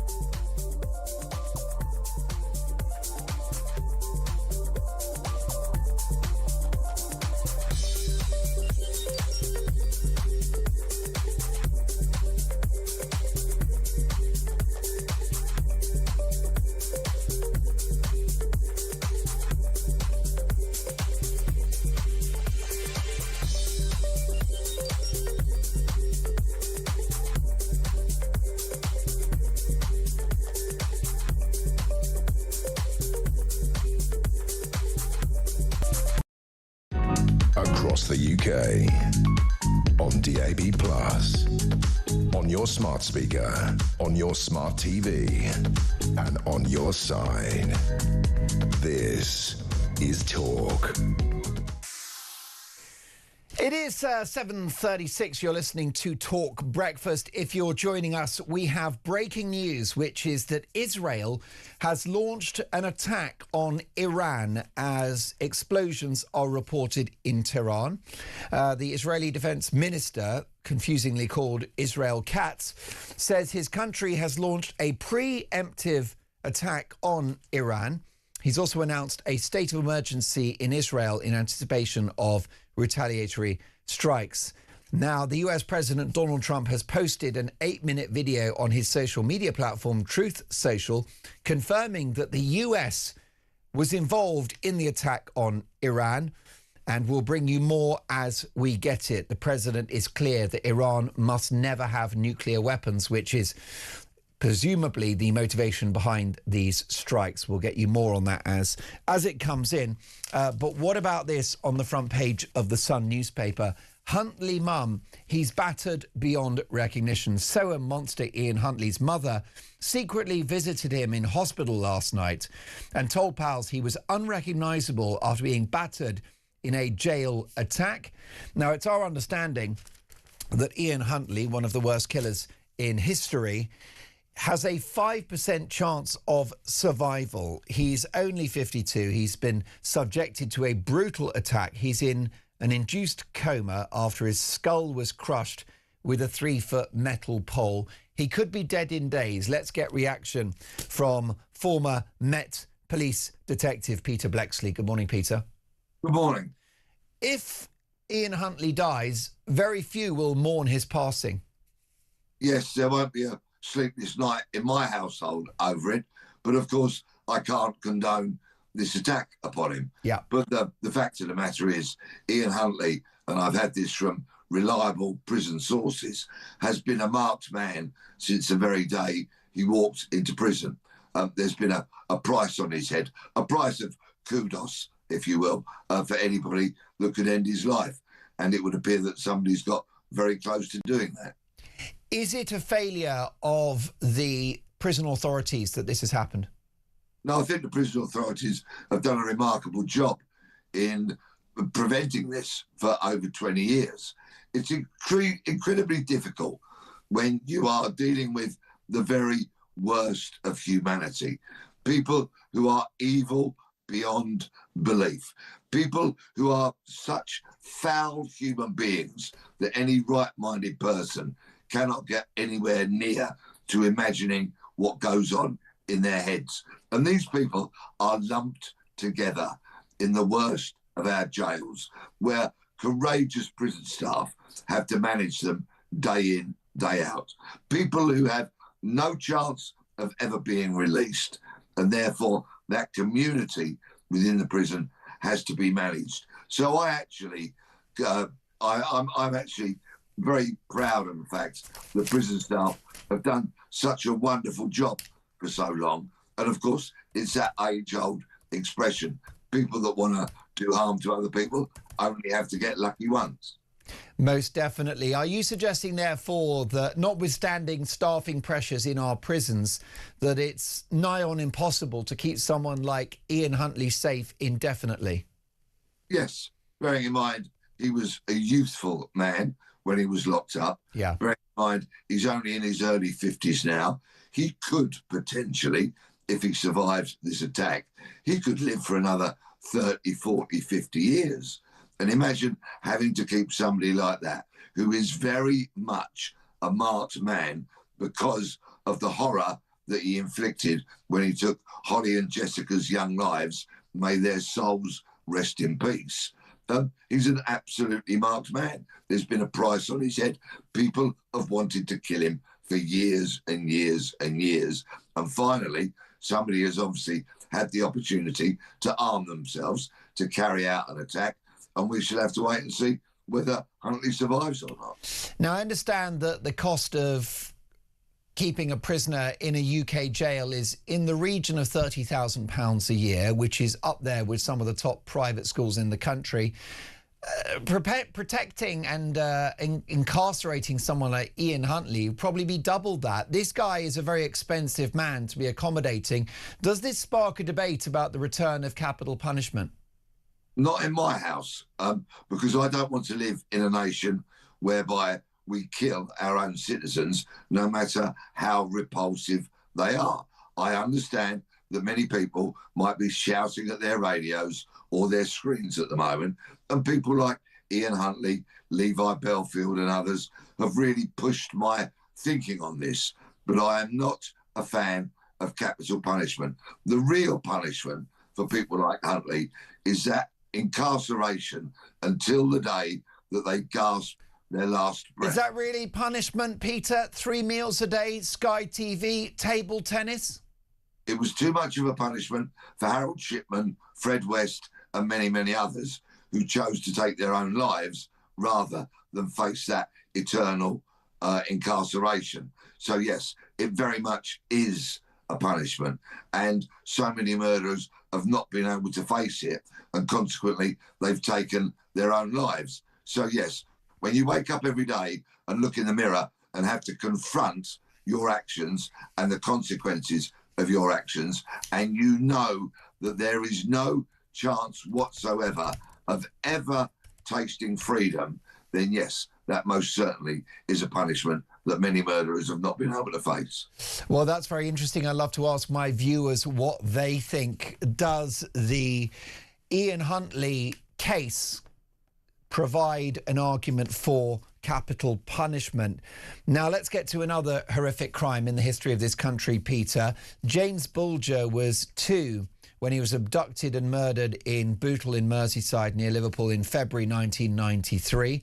He was taken from the New Strand shopping centre. CCTV captured him being led away by 2 10-year-old boys, John Venables and Robert Thompson. He was later found dead on a railway line at Walton. Venables and Thompson were convicted of murder in November 1993. They were 11 at trial.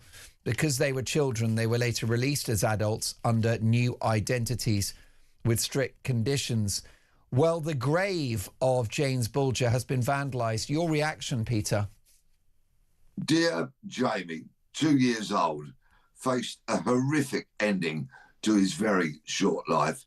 It is beyond the comprehension, I believe, of any right-minded person who would want to desecrate a headstone to this tiny tot who had his life so wickedly snuffed out. Yeah. Denise Bulger, Jamie's mum, has been remarkable over the years, campaigning on many, many issues that this poor woman has to suffer yet another indignity in relation to her toddler is absolutely appalling. And clearly, this is the work of a very sick mind. Most definitely. And it just brings back the pain and the suffering for the family and the loved ones.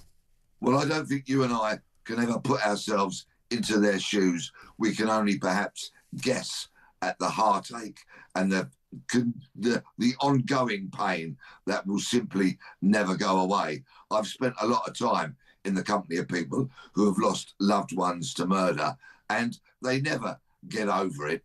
They just somehow courageously manage to deal with it. Peter, we love having you on the show. Always a privilege to hear your wise words. My thanks to Peter Blexley, who is, of course, a former Met Police detective. You're listening to Talk Breakfast, 7:45. Next up, the statue in central London of Winston Churchill, our greatest Briton, has been desecrated. It's been vandalised. We'll bring you more on that next.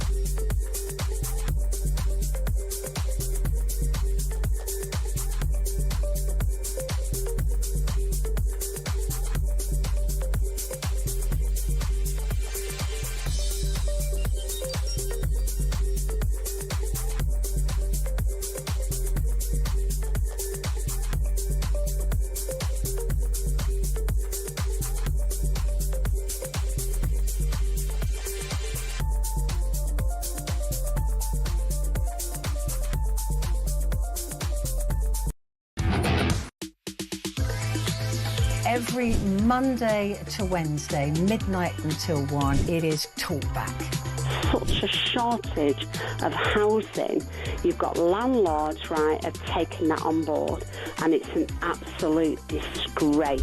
Your stories, your opinions, it is your chance to have your say. So they're literally just being rented out as hotels, basically. Yeah, rent a load of hotels. Well, that has really shone a light for me.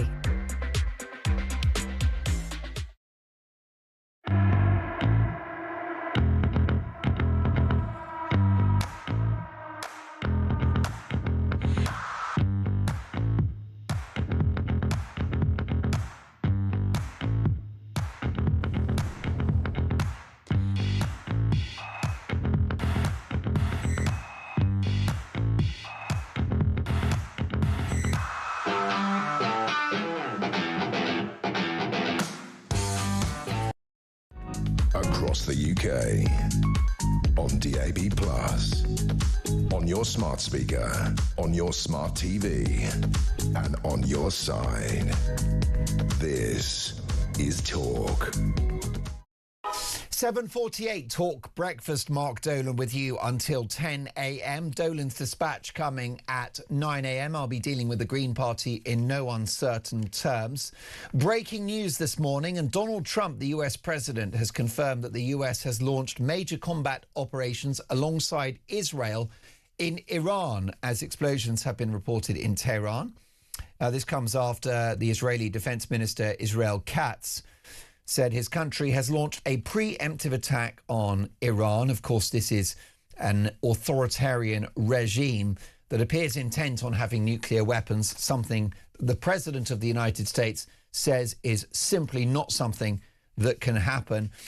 Katz, the Israeli foreign minister, has also announced a state of emergency in Israel in anticipation of retaliatory strikes. We'll get more reaction on that in a moment. We also have the front page of the Daily Express. How dare you arrest as vile vandal defaces statue of British hero Winston Churchill, who helped save our freedoms. So was Churchill a hero or a villain? Who better to ask than one of the country's leading historians, Martin Whittock. Good morning, Martin. Good morning to you. Now, the person accused of this vandalism of the statue of Winston Churchill has been charged by police, so we won't adulterate the process of justice by discussing the case in particular. But let's talk about Churchill. Was he a good or a bad man? Churchill was complex. Churchill was an amazingly heroic person. It's very difficult to imagine anybody at the end of the 1930s and then in the 1940s rallying the nation as he did against Nazism. And there were clearly people, in 1939, 1940, who would have come to terms with Hitler. We know that. They thought the game was over and we had to come to terms with the Nazis dominating the European continent. Churchill was never one of those. And he led that fight back, rallying the nation when we did stand alone in the summer of 1940, and were primarily alone until 1941, of course, when the Germans then attacked the USSR and then, of course, declared war on the USA. So Churchill has an extraordinary impact upon this nation, and that's a heroic impact. But he was complicated. I come from a South Wales mining family, and my grandfather could be quite negative about Churchill. I said, why was that then? Because everybody knew that, Churchill was a hero. He said, because he backed the troops against the miners at Tolopandi. So clearly, like all politicians, he had complexities. But at the end of the day, the man came good in all respects, in the sense that he basically rallied the nation against the Nazis and was an extraordinary force for opposition to the Nazis, allying ourselves with the USA, particularly really keen to get the USA on board, and working with the USSR, although I know he found that very, very difficult, and rightly so. So I think that to defame him because of those areas of his political behaviour, which people will have disagreements with, of course they will have with all politicians, doesn't take away from the fact that he had extraordinary, heroic actions in this nation in the Second World War, and that can't be forgotten. And yet, some on the left demonise Churchill. Is that justified? No. I mean, clearly, Churchill was, in the end, a conservative. Of course, he'd been a liberal. He'd flipped and flopped. He'd changed in his political career. But clearly, he was a conservative politician. And no one, Martin, left or right, was politically correct 100 years ago. And that's certainly true. And I think what this fails to understand is that although Churchill had his complexities, he was very much a defender of empire at a time when people were saying, I think we need to actually, adjust this and move out of empire. Very much an imperialist. We know that. But he was very much a product of his age in that sense. I mean, remember, how old he was when the Second World War came along. Very much a product of his age. But at the same time, he was willing to engage with this heroic, titanic fight against Nazism, which would have brought the most appalling results to Europe, even beyond what they'd done, which obviously was terrible. Imagine if the Nazis had won, and how much more terrible it would have been. And I think we have to recognise the fact that this is a heroic stance. Like all politicians, we'll have disagreements with Churchill, but he is a heroic person. Now, clearly, some of the attitudes that he had will offend some people, but the key point is he led the nation in triumph against Nazism, and that must never be forgotten. Most definitely, and the public pronouncements of any number of political figures 100 years ago would be unpalatable in the current circumstances, Martin. You can't judge people retrospectively based upon their politics. And it's very ironic, isn't it, that it's radical leftists, the so-called anti-racists, who demonise Winston Churchill, except that Churchill defeated the greatest racist in all history, Hitler. And this needs to be remembered, that the Nazis were extreme racists, killing millions of Jewish people, killing huge numbers of Roma and Sinti people, killing huge numbers of people who did not fit their racial hierarchy. Primarily, of course, Jewish people, but other people as well, Slavs, Roma, Sinti. They basically were the archetypal racist murderers. And it was in the defeat of the Nazis that this form of biological racism that he stood for was defeated. And we must not forget that. And at this time of heightened tension, particularly in the Middle East, as you heard earlier on, we might talk about that in just a moment. Basically, we need to recognise that we must not judge people by their ethnicity. must not judge people by their race. We must judge people by the quality of their character.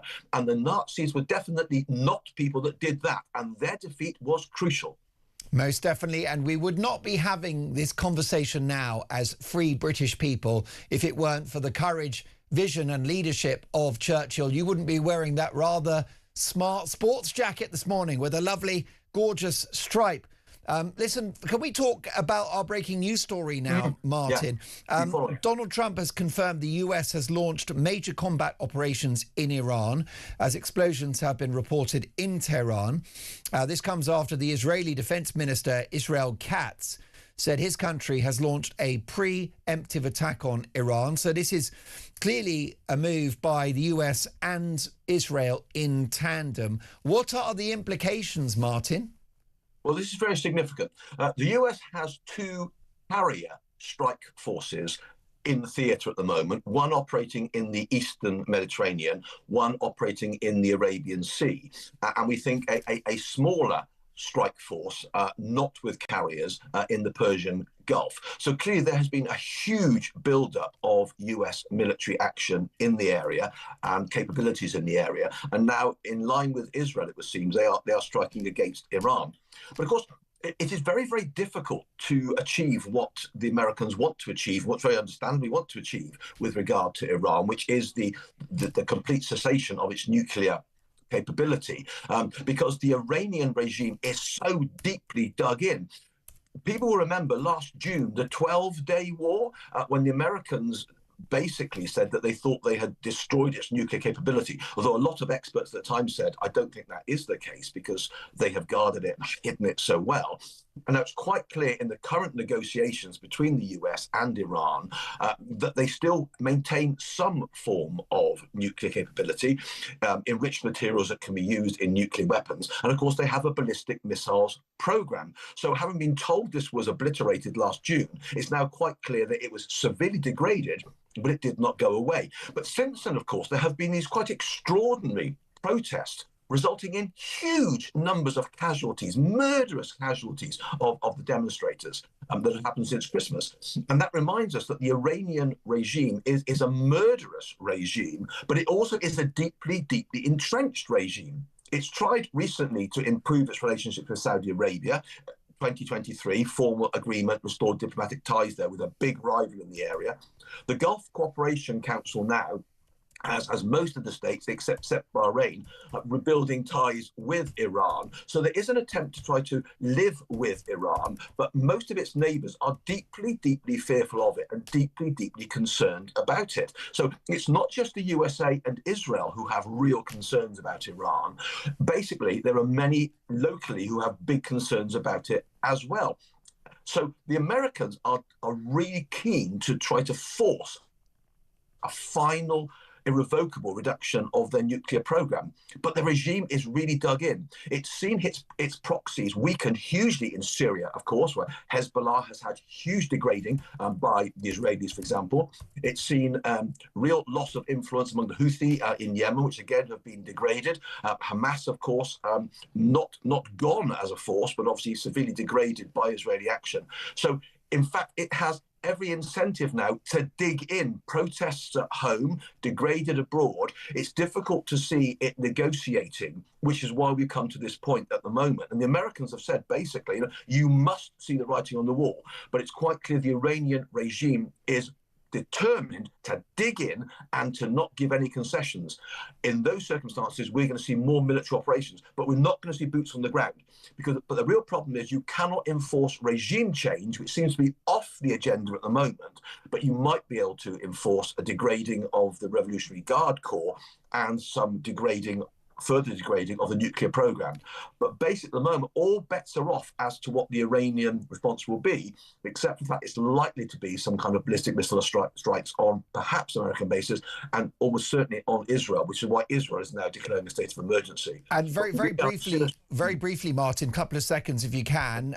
It matters to my viewers and listeners. This is about global security, isn't it? And we don't want Iran to have nuclear weapons. We can agree with Trump on that one. And actually, they could pull a few levers. They could block the Strait of Hormuz, which could create a global recession. Yes, it certainly could do. Interestingly enough, a lot of the oil that comes out through the Straits of Hormuz goes to Southeast Asia and to China rather than to the West, interestingly enough. But nevertheless, any kind of blocking of the Straits of Hormuz would cause a spike in global oil prices, and that hits the global economy. OK, Martin, fascinating conversation as always. Martin Whittock, top author. More to come.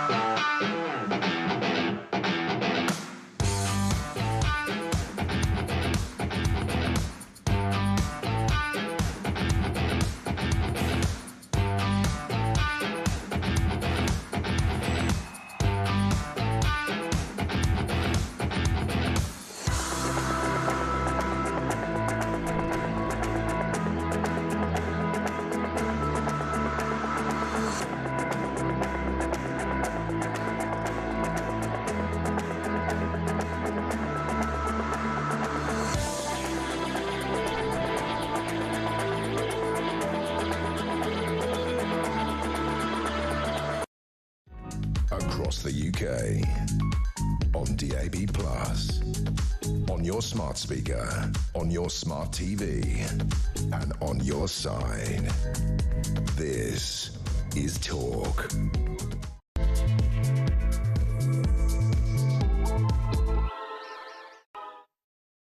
Morning, Mark. I'll tell you. 3 minutes past 8, you are listening to Talk Breakfast, and breaking this morning, Donald Trump, the US president, has confirmed that America and Israel have launched an attack on Iran. Donald Trump has said it's completely unacceptable and a complete not permissible moment for Iran to have nuclear weapons. We'll bring you more on that shortly. And more breaking news. Britain's top pollster has said that notwithstanding the by-election result this week in Gorton and Denton, that Reform UK will win the next general election and that Nigel Farage will enter Downing Street. Meanwhile, what next for Labour? Are they going to be replaced by the Greens as the main left-wing party in this country? And I'll be dealing with the Greens in no uncertain terms in a special Dolan's dispatch at 9 a.m. But are the Green Party dangerous? My phone number is 0344 499 1000 or text the word TALK and your message to 87222. Now, we love the voice notes, but unfortunately we've got a technical glitch, which is why we're not able to broadcast your voice notes at the moment, but we'll certainly get that resolved for tomorrow's show. Lovely to have you listening on the radio, DAB Plus in app and online, or you can watch the show. Just head to YouTube, search Talk, and up we pop. And as the saying goes, let's talk.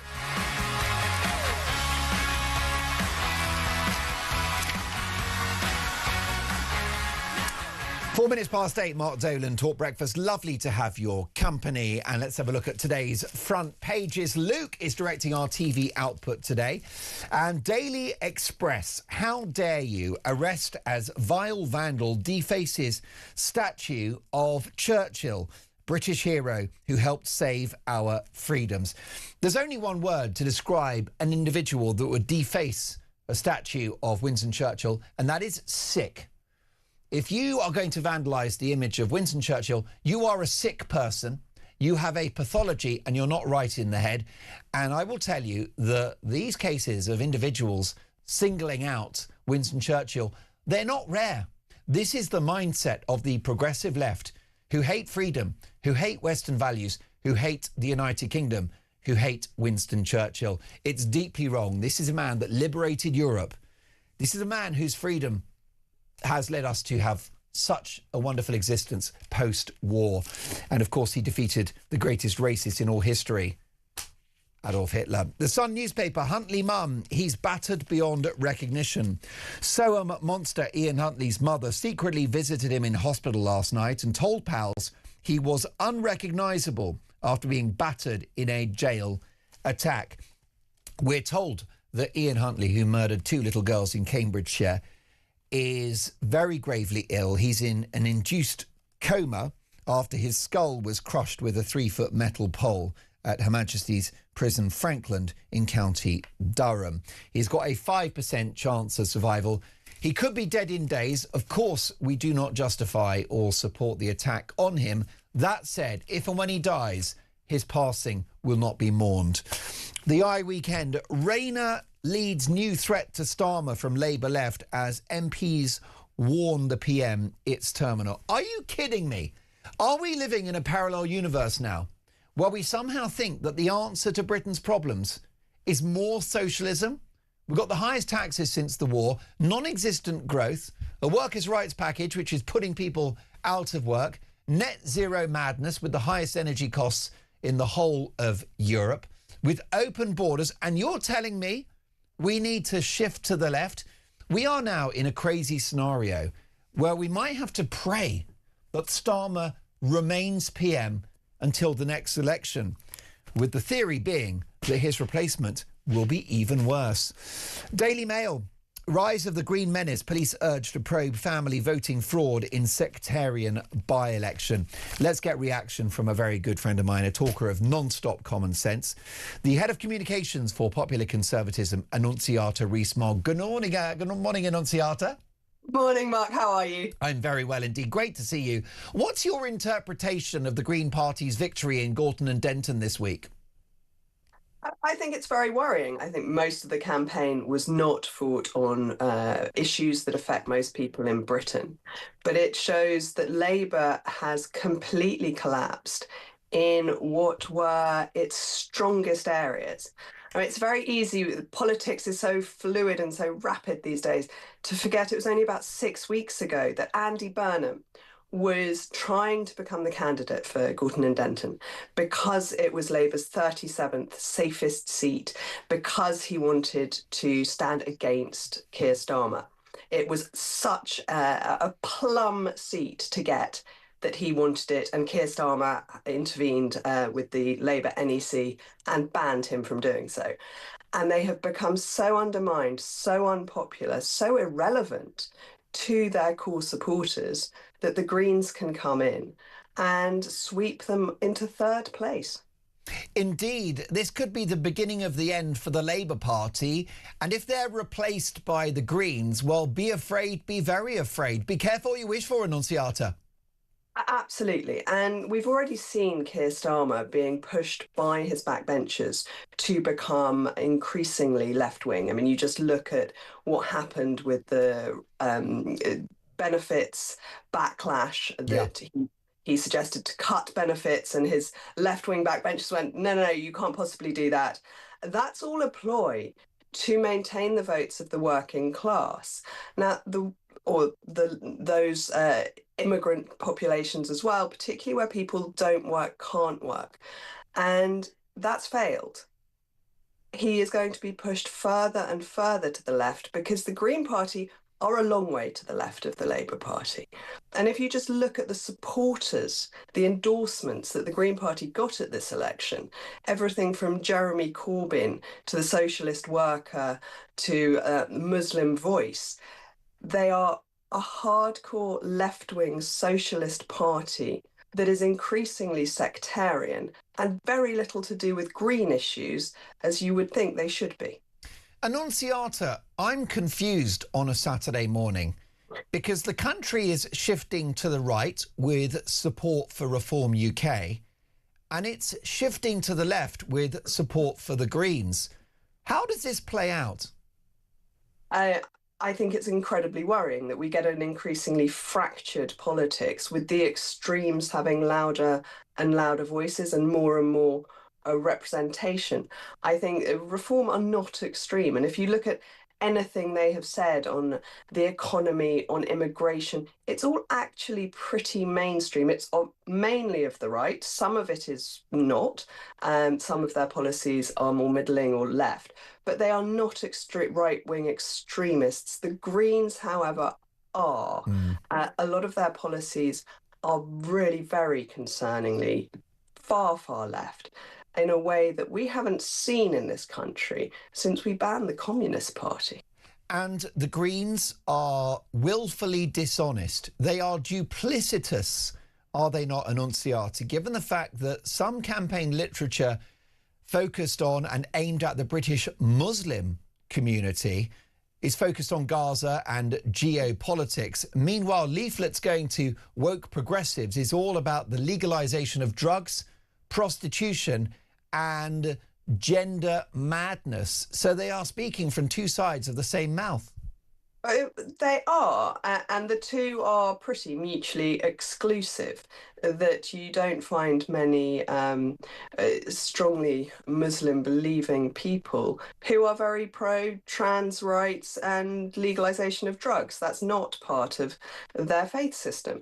And yet the Greens come out with both sides. They give very specific, I mean, we saw the party political broadcast in Urdu trying to attract specific voters and splitting people. And this division is very worrying. But these extreme positions are even more worrying, particularly as, despite the latest pollster saying he still thinks it will be a Reform win at the next general election, if you look overall at most of the polls, a lot of them are leaving us in hung parliament territory, and we might well end up with some kind of coalition or supply voting of a left-wing group where the Greens would have a very loud voice indeed.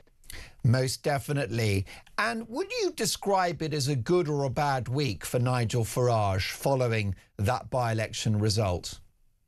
I think overall reasonably good.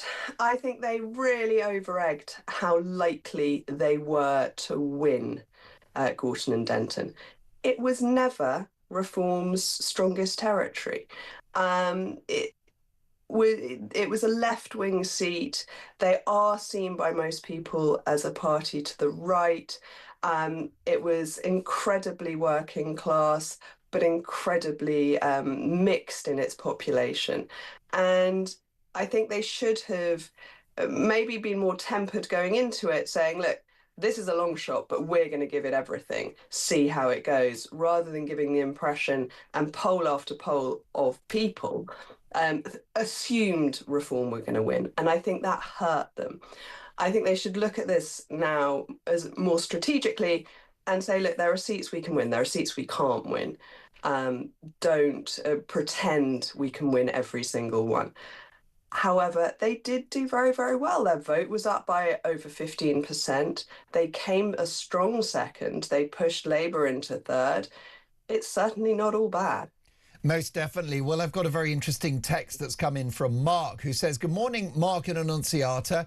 Here's how it plays out if the by-election this week was repeated around the UK." Now, of course, we need to put a health warning on that because we won't see what happened in Gorton and Denton playing out on a national scale. But just for fun, Annunziata, if the proportional swing in Gorton and Denton was applied to national voting intention figures, you would have reform on 34.6% of the vote and 415 Reform MPs, the Greens 100, Labour 38, SNP 35, the Tories down to 1 seat. What are the implications of this week's by-election for the Conservatives, do you think? I've seen a different set of results from the same by-election result that show a completely different picture, where there is the biggest party is the Greens, and that they are not a majority government, but with Labour on 30-odd, can form a majority government of the left. I think we just don't know, and we can't base it on one by-election. What we do know is politics is very fractured, and that politicians of the left particularly are increasingly making it very sectarian. And that is hugely worrying for all our communities. And we need cohesion. We do not need party political broadcasts in foreign languages. We need communities that can come together, can talk together, and can avoid the extremes. And we are not managing that at the moment. What do the existence of campaign videos in Urdu tell us about Britain's multicultural society? It tells us that it is not a cohesive society, that there is massive division. And I think we need to prevent this becoming, as we saw in Northern Ireland, a one side against the other, pitched along either ethnic or religious lines. It is incredibly disturbing that it should be, that when it comes to our health service, when it comes to our education system, most of our domestic policies are not affected by any of those issues, but they should be our government's priorities, looking after the British people, making sure our children have the best starts in life. And when you start to divide it on what's going on in foreign countries, you're letting down all the British people. And what do you make of so-called family voting, allegations that you've got husband and wife going into the voting booth together with one spouse influencing the vote of another? I think it has to be stamped down on. It is illegal. It is specifically prohibited to coerce or influence anyone within a polling station, not just within the privacy of the ballot box. And we should be making sure it doesn't happen. But it's a much bigger problem that we all know. Anyone who's been canvassing in an area with certain cultures of population will know that there is a tradition whereby the elder or the grandfather will tell people how to vote, that you do get this block voting. And I think that's a great concern. It's not how our democracy is set up to work, and it undermines the entire democratic system, particularly undermines the freedom to vote of women, which after all we fought so strongly for and were an early adopter of allowing women the full franchise. We should support that and prevent people being bullied into voting how someone else tells them. I've seen it going back to canvassing in 2001, where I canvassed a 28-year-old man. And I said, "How will you be voting?" And he said, I was only 22. I couldn't believe it. He said, "My grandfather will tell us all how we will vote." And this was incomprehensible to me. The idea of my father telling me how to vote, the idea of my husband now telling me how to vote, they would be told where to get lost. And yet this is a cultural norm in some parts of our society, but it doesn't work, particularly not with the first past the post system. Your religion should never shape your vote, should it? Because you'd like our democracy to be about the competition of ideas. We need to talk about potholes, the NHS, policing, that sort of thing, you know, energy policy. With a rising British Muslim population, are there concerns for the future of our democracy? I think one of our greatest strengths as a democracy has been the separation of religious ideas from party politics, that of course they end up being discussed in Parliament, but that they are not connected to party politics. And we have conscience votes, so that anything that touches on those sorts of issues is separate from party politics. And combining those, I think, is a real concern.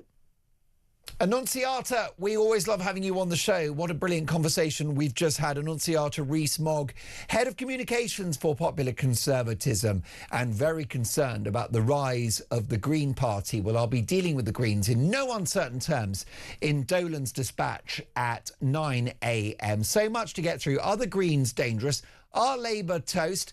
And have Reform already won the next general election? Your calls next.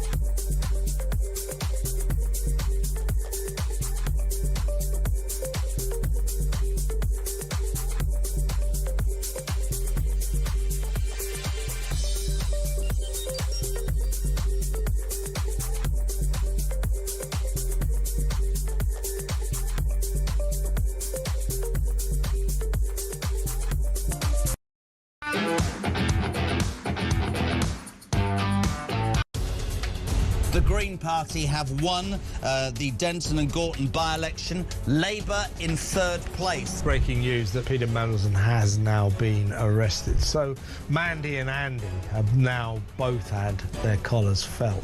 What would Andrew Loney tell them to do? To come clean, be honest. And if Charles is complicit in this cover-up, which I believe he is, then I think he has to fall on his sword. When you define sex, or gender or sex, what you mean is biological sex, and that's a man or woman, what you are physically, not what you think you are on a Wednesday afternoon.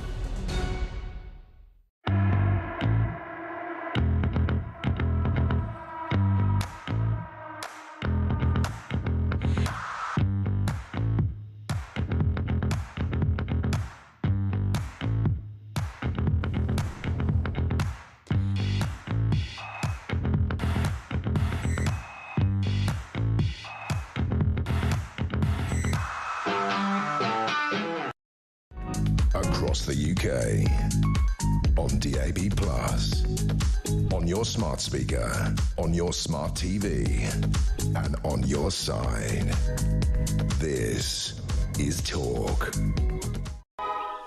If the Green Party achieved power, is Britain finished? 8:22 Talk Breakfast. Mary is in Hemel Hempstead. Good morning, Mary. Good morning, Mark. It will never happen, and I tell you what's going to happen. What I think, anyway. This is Mystic Mary, isn't it? You got your crystal ball out, my love. Yes, yes. What will happen is there's 3 years to go yet before the general election. By that time, there will have been enough of these immigrants, which are majority Muslim, to have come into the country. They will be forming their own communities, where they will have their own politicians representing them, because they'll have time to form an electoral party. Yeah. And then come the next election, general election, the people who are now voting Green, the Muslims, they will not vote for them. They will not be voting Tory, and they will not be voting Labour. They will be voting for their own candidates. And the people on the opposite side of that, which are, let's put it, the indigenous British people, will probably be voting Reform. And I think at the end of it, it's going to come down between Reform and various Muslim candidates. And they will be, Mary, they will be of the ilk of the independent pro-Gaza MPs that entered the House of Commons in 2024, but on a mass scale, you argue? Oh, definitely. And the strange thing is about with the Greens, which I cannot understand, they've drawn the Muslim vote because there's going to be areas that are going to literally be pure Muslim by that 3 years. And what's strange is that they've elected a man who's Jewish, who believes in transgender, as a woman has taken place in the candidate there, which really none of those things they support. It's very odd. It's very, very odd. The Greens, Mary, have had to pretend that they are something that they're not to the British Muslim voters, because they've had to pretend that they're just very, very socially conservative pro-Gaza. Meanwhile, they're telling woke lefties that you can be any sex you like. You can also take drugs without any kind of punishment whatsoever. And you're going to legalise prostitution, all of which are anathema to British Muslims. Yeah, but I think that what's happened is that I heard one journalist on one radio programme talking about that he didn't really think they knew all the details about the Greens. I'm sorry, I don't believe that. It was all over the media. I mean, they must have seen newspapers and what their agenda was going to be.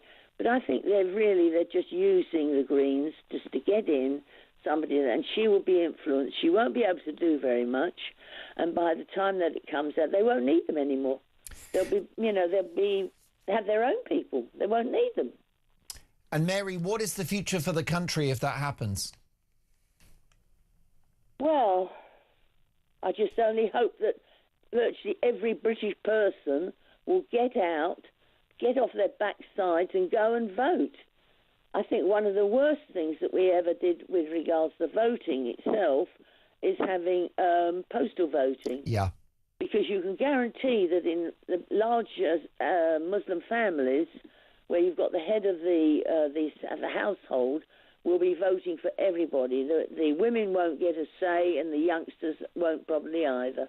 I don't understand why we have postal voting, Mary, because we fought very hard in 2 world wars to save our democracy, and I don't think it's beyond the wit of man to get into a polling station at some point in the 12 hours that it's open on polling day. Yeah, but it started off as a good, like so many things, Mark, it started off as a good idea. Mm. People who were disabled and elderly who couldn't really get out were offered it, or if you were away, or if you were ill. But now it's gone to just anybody can have it. And so, of course, these people are not going to bother to... I mean, how many people are voting in the name of other people? We've heard at previous elections where the Labour Party have gone round literally saying to people, if you're not going to vote, can I do your form for you? And take it in. We've known this from the past, and it's just going to get worse. But it's all down onto reform, and I just hope that Rupert Lowe is grown up enough to stand down, and his party, to give at least the major right-wing party a chance. Yes, because we know that the progressive left will unite to thwart Reform UK at the next election. Mary, what do you make of the breaking news this morning that Britain's top pollster still predicts a Reform victory in 2 or 3 years' time? Well, I don't know. An awful lot of things could happen in that time. Who knows? They say a week's a long time in politics. And you know, with regards to this Chagos thing, I know it's going off at a tangent. Go off on a tangent, Mary. That's when you're at your best. Well, I just wonder, what is in it for Starmer financially? He's a very mercenary man. We know that now. He's a multi-millionaire. Yeah. So I'd like to know... Who doesn't pay for his suits and glasses or tickets to Arsenal. Got a tax-free pension. Nobody else has. Yeah. But I would like to know, what is in him for financially? We hear that part of an £8 million package has gone to a friend of his who's negotiating in Mauritius. But what's the payoff for the Starmer? Well, I've got no evidence that Starmer will profit from this. I suspect, Mary, that he wants this to be his legacy, one big fat apology for our colonial past. I'm really worried, Mary, because I think that Starmer's on borrowed time, and I think he's going to try to do a few things whilst in office so that he can be remembered for something, and those few things will be bad for the country, and that would include the Chagos Islands giveaway. He wants to go to dinner parties in Islington, Mary, and say, oh yes, I atoned for our past and I gave away Chagos. That's my great achievement. Yes, but if that's the case, then he knows it's not popular, so it's not going to be in his favour. But it'll be popular with his woke lefties. Yeah, but if he imposes his will with regards to Chagos on sort of what's happening, like moving those people out that have gone there, yeah, he is in fact being imperialistic himself, because he's saying your rights don't matter because I want this, which he's virtually implying. But I just feel there's something more to this as financial, and we'll find out probably after he's gone, but it might be too late. I just hope that Trump steps in. It stinks, doesn't it? And Mary, you're right to say that there is a bit of a money trail in regard to the Chagos Islands giveaway. There are lawyers and other administrators close to Starmer who are set to make millions from that act of national self-harm. Mary, really enjoyed our conversation this morning. You keep going off on a tangent. We love it when you do. It's all about your opinions, folks. 0344 499 1000. One of the finest comedians and broadcasters in the country is next.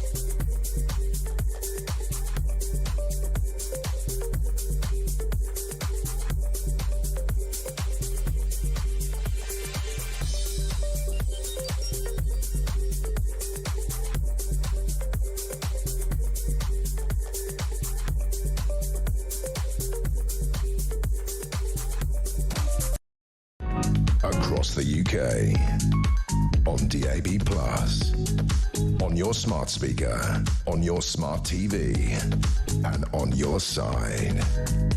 This is Talk.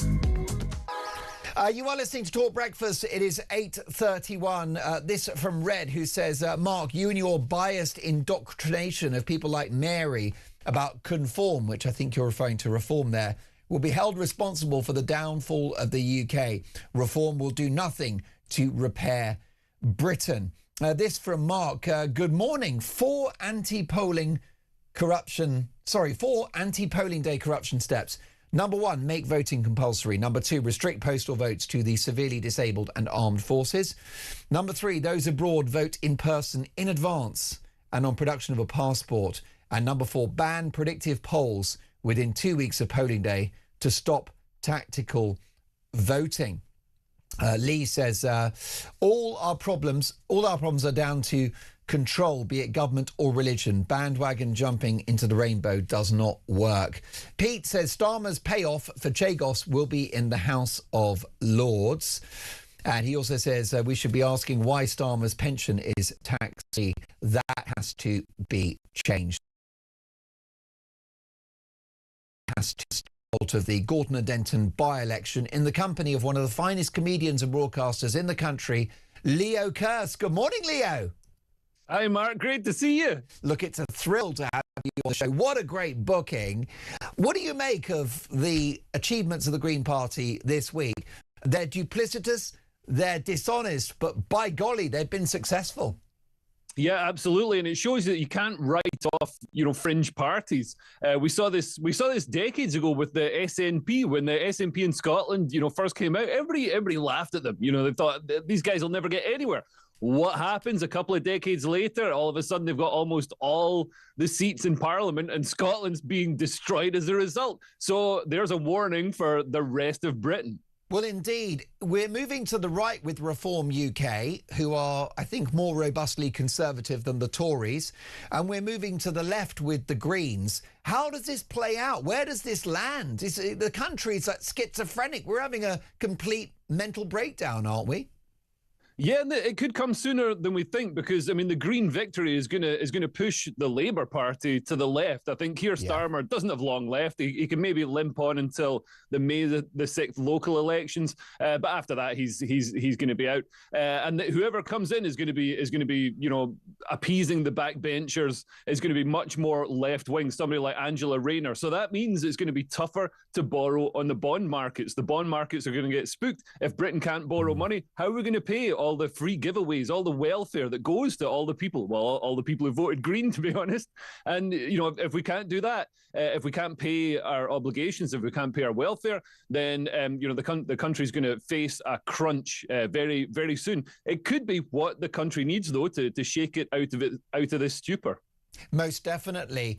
I mean, it's hard to understand how people think that the cure for Britain's problems would be more socialism, given that we've got the highest energy costs in the whole of Europe because of net zero, given that we've had 70,000 illegal immigrants come in since Starmer won power, given the fact that growth is non-existent, inflation is sticky, and unemployment is back.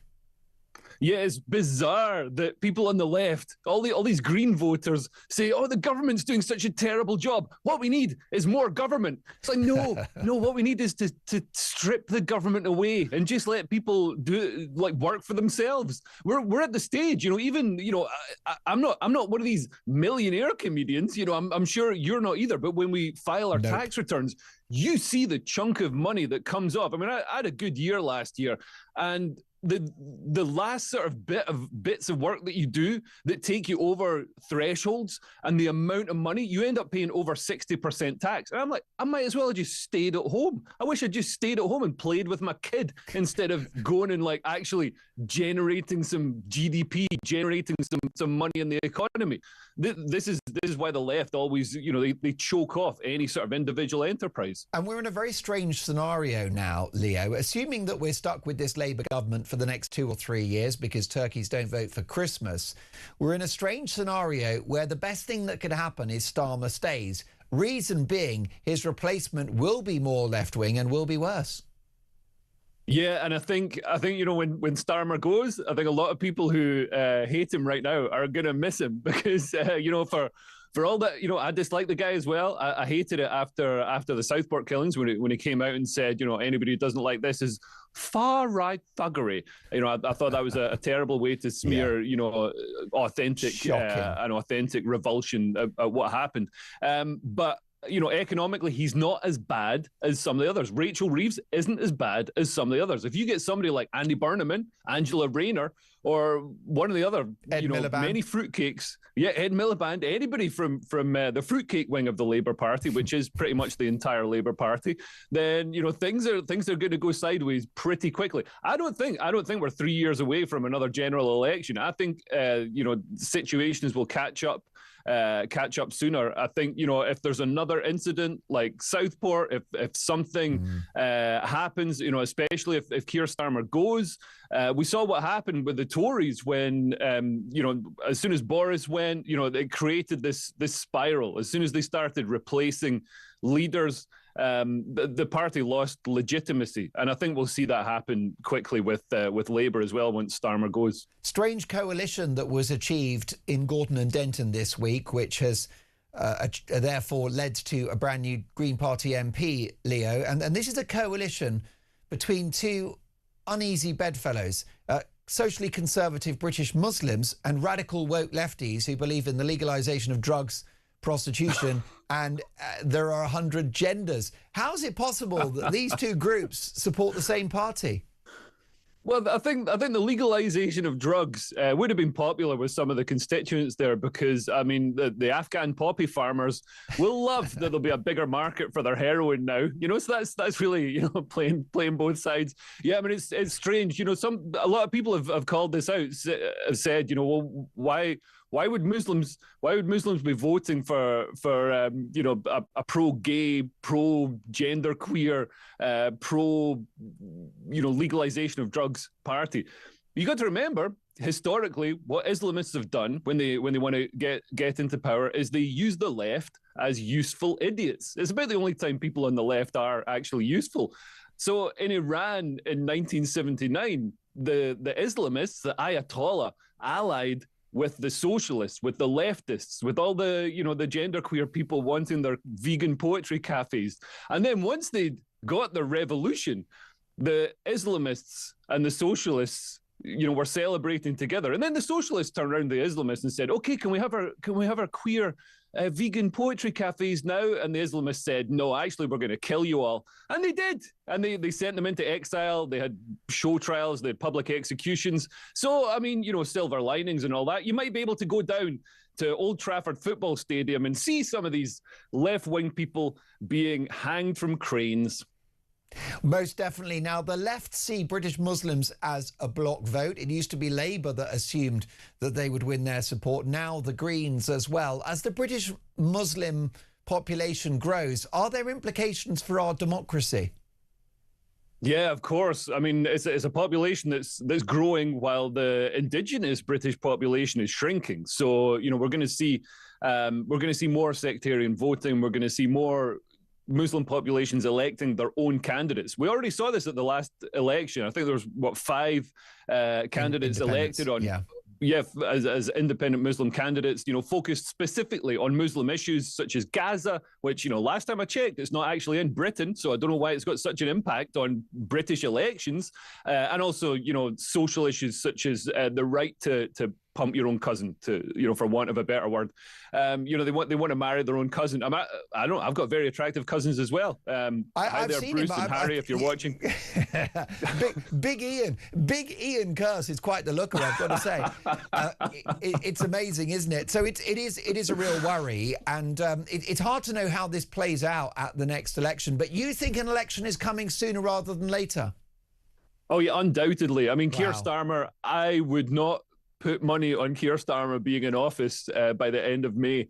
Wow. I think Keir Starmer is going to be out soon after those local elections, and then whoever replaces him will have maybe, you know, a few months grace period, and then they'll be out. The bond markets might you know, squeeze things as they did with Liz Truss. So yeah.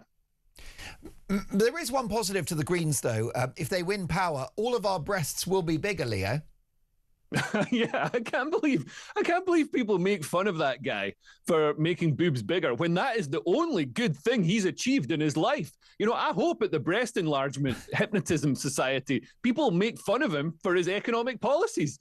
It's the boob enlarging I can get on board with. Well, I totally agree, because if the Greens win power, obviously there'll be a run on the pound. We'll be bankrupt as a nation, but every single female will look like Katie Price. Every cloud, Leo. Yeah. You'll be eating out of a bin, but the view will be fantastic. What about comedy, Leo? You're a very, very brilliant comedian, TV, radio and live as well. The In-Betweeners is to return, which is a refreshingly politically incorrect show.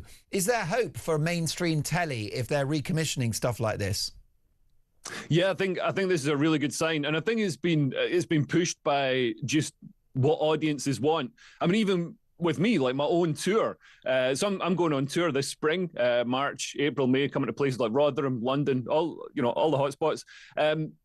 Just thought I'd plug that. Well, listen, it'll be a must-have. I'll give details of that at the end because it's going to sell out.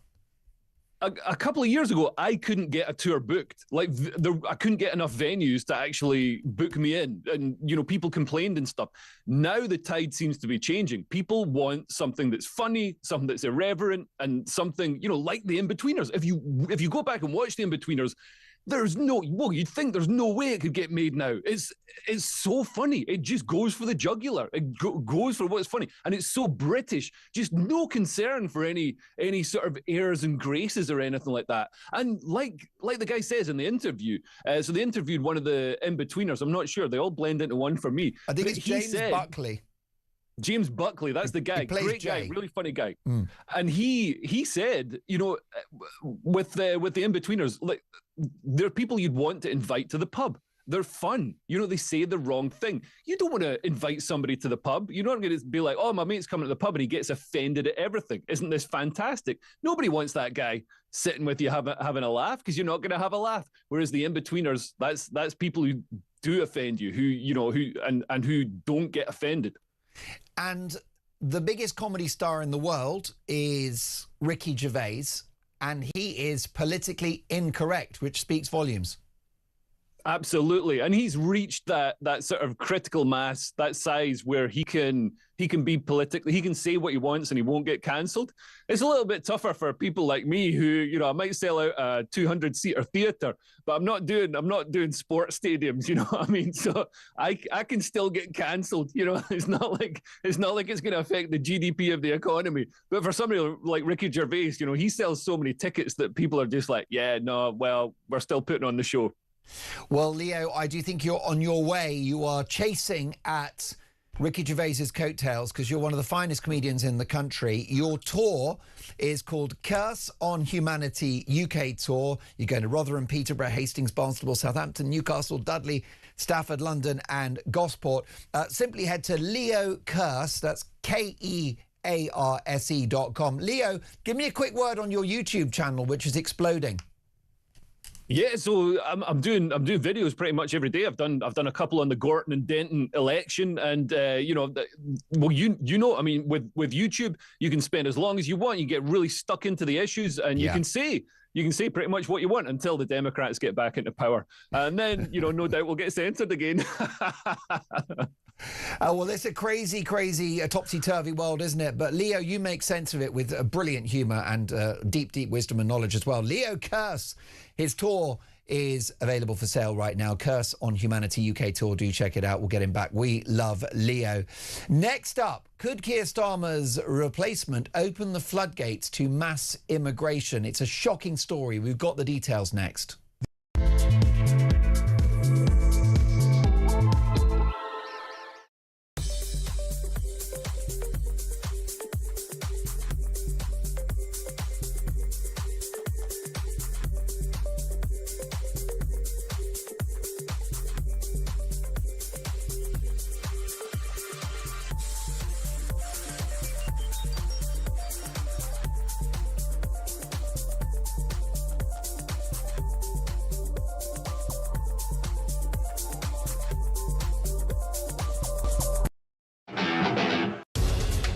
The Green Party have won the Denton and Gorton by-election. Labour in third place. Breaking news that Peter Mandelson has now been arrested. So Mandy and Andy have now both had their collars felt. What would Andrew Loney tell them to do? To come clean, be honest. And if Charles is complicit in this cover-up, which I believe he is, then I think he has to fall on his sword. When you define sex, gender or sex, what you mean is biological sex, and that's a man or woman, what you are physically, not what you think you are on a Wednesday afternoon.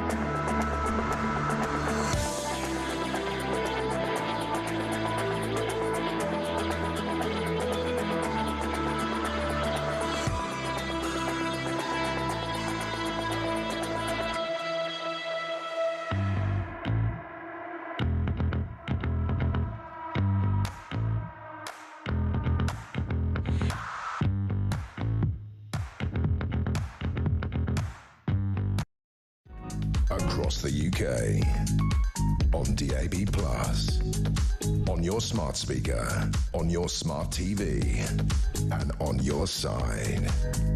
This is Talk.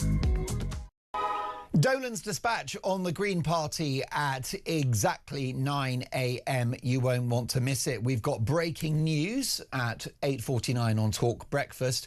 And the US and Israel have launched a major attack on Iran. As Donald Trump says, major combat operations are underway.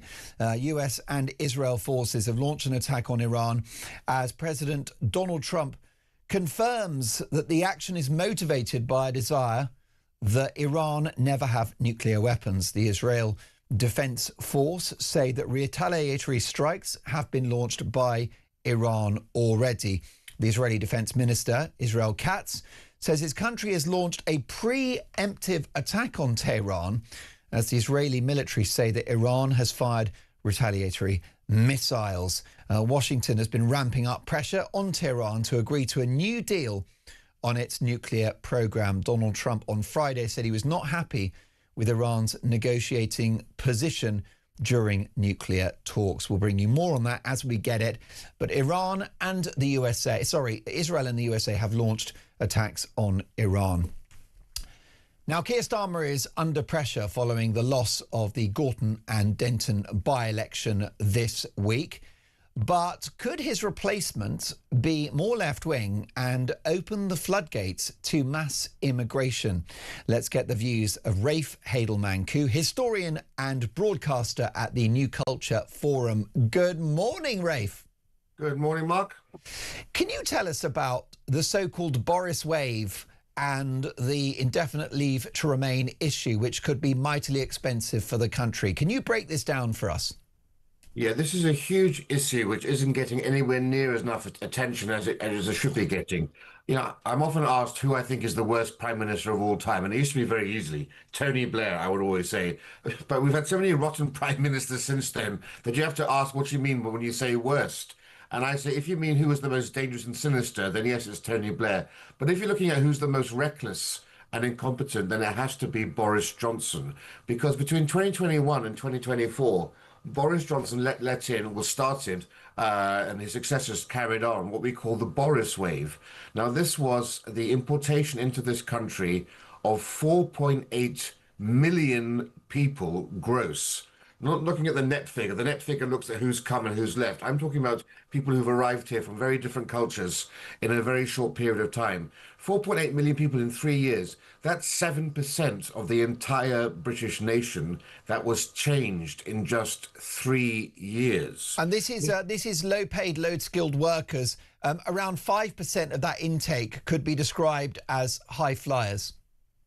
Precisely. Well, if you look at the last 3.6 million visas that were granted in this country, because we're often told we need all these scientists and engineers, we need these doctors. Well, of the last 3.6 million visas granted, 0.6% went to scientists and engineers, and 0.8% went to doctors. The reality is 3/5 of the migrants we've had have been low-skilled, low-earning migrants. Only 12% have been high-skilled, and that definition of high-skilled is ridiculous because that includes people like kebab shop workers and halal butchers and poets and bloggers. And nail technicians. So we've had this huge, in fact, and of course most of them have come, I think over 3.6 million of them have come from the third world, from Africa, from Asia, many of them from culturally incompatible lands. They're low-skilled, low earners, as you've said. People can see the results of that on their streets on a daily basis. But the real problem here is, and this is the ticking time bomb that's about to go off, is that after 5 years, they become eligible for indefinite leave to remain. They get permanent settlement. And with that comes the entitlements to benefits, social housing, universal credit, you name it. NHS.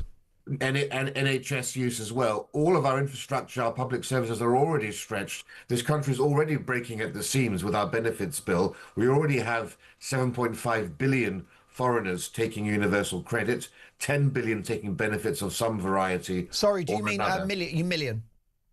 Billion. We already have 7.5 billion pounds. So Wow. 7.5 billion pounds is being spent on migrants for universal credit. According to the Telegraph, 10 billion pounds is spent on benefits in general for migrants. Extraordinary. That's going to be that's the tip of the iceberg, given that we have millions of people who will become eligible. Now, Keir Starmer knows this, and he's trying to extend this indefinite leave to remain from 5 years to 10 years. But here's the thing. The first wave of the Boris wave became eligible for permanent settlement last month in January. So this is the year where the first tranche will have 5 years of residency. And after 10 years, they could all be qualify for indefinite leave to remain and benefits. I think you should essentially get rid of indefinite leave to remain and say only British citizens should get benefits. Citizenship should bring benefits quite literally. And I would extend citizenship to 15 years. Because there has to be a way for this government or the next government to ensure that this Boris wave never gets settled in this country, because the results will be disastrous economically and socially.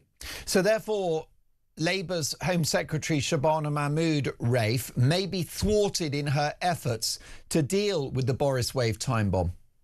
Yes. Well, firstly, I would say 10 years is still too short. Another 5 years will go past in the blink of an eye. We need at least 15 years, but 10 years is better than 5 years. The problem here, of course, is that there is extreme pressure now on Keir Starmer from his loony left backbenchers, who are appalled at this racist idea that you're going to extend indefinite leave to remain to 10 years. And they are pressuring him to do yet another U-turn. This would be a disastrous U-turn. And he is so weak now. Weakened, of course, over Mandelson, weakened, of course, over the last by-election. He's got the May elections coming up. There's every reason to think he may cave. So weak and feeble is our Prime Minister. Plus his open border buddies, his comrades in the legal services, his immigration lawyer friends, want to tie this up in the courts and try to block it through judicial review as well. So everything is being done by the blob and by the far left to burden us with what could be something that is disastrous for us all for generations. It's possible, Rafe, isn't it, that Starmer is replaced by somebody like Angela Rayner, and she scraps Mahmood's reforms to indefinite leave to remain, and you could have 800,000 people granted it on an annual basis, with a potential cost to my viewers and listeners of £200 billion, because the majority of these folk, even if they work, will be on benefits. That's right. So there could be 800,000 in the lifetime of this Parliament alone, and that would equate to around £237 billion over a lifetime, right? We're talking about 6 times the cost of the British defence budget. This is absolutely remarkable. We're already, I don't know whether, we've heard that Keir Starmer wants to increase defence spending to 2.5%. Spending on benefits has gone up more than spending on defence. Our priorities in this country are entirely wrong. That's suicidal, isn't it? This is, dare I say, building up a funeral pyre, but yes, something along those lines. And it's just amazing to me that the media haven't gotten their teeth into this issue very much at all, let alone the Tories or Reform. This is stuff that we should all be discussing urgently now, and ensuring that the Prime Minister, for once in his life, shows some backbone and sees down his backbenchers. Because actually, Mahmood's efforts to tackle this Boris wave unexploded bomb, they're not actually happened yet, have they? This is not, it may be government policy, but we've not seen it actually executed yet. That's right. We're hoping and expecting that in April these things will come into force and into effect. So this is a crucial, critical time now, and people can see that Starmer is walking wounded. So there is a lot of political machinations going on behind the scenes here. So we need to exert pressure to ensure that in April this 5-year extension is granted. But we need to go further, because, as I say, they're not going anywhere, many of these people, and after 10 years they are going to be eligible. We need to stop it altogether. Yes, what it does is it guarantees to make the country poorer in the long term, doesn't it? I can't see an upside. There is no upside, and so it behooves the next government, if there's not going to be a Labour government, to actually go further than this and say only British citizens can get benefits in this country. You know, countries like the UAE, the United Arab Emirates, they grant visas, quite easy to get a visa there, almost impossible to get citizenship. We need to really review why it's so easy to get a British passport these days. We need that. The world has changed. You know, transport links means you can have millions of people coming into our country. We need to protect British citizenship and protect the interests of the British people, after all, and taxpayers who are quite frankly fed up. And all the evidence shows internationally, particularly from Scandinavia, that the more diverse a nation becomes, the less willing people are to pay welfare benefits. People are happy to pay taxes when it goes to people who are like them culturally, but they're less likely to do that the more diverse a society becomes. So this is actually a more existential threat to our welfare system as a whole. Rafe, are concerns about the Boris wave racist? Are we ignoring the fact that these folk want to come here and do the jobs that indigenous Brits will not? There's nothing racist here at all about preserving one's culture and preserving one's identity. None of this is an attack against immigration. We want to bring the brightest and the best.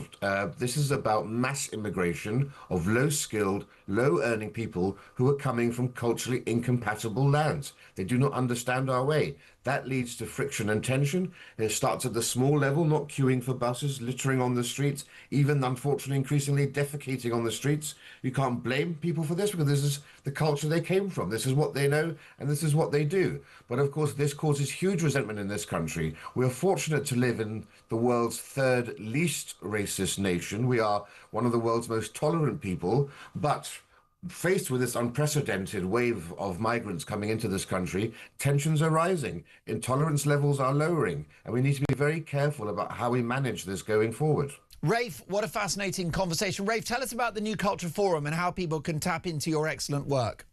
Yes, well, we do have a brand new book out, actually, called Immigration, The Betrayal of Britain, which goes into a lot of these details and how you can solve it. And you can get copies and go to our website, newcultureforum.org.uk.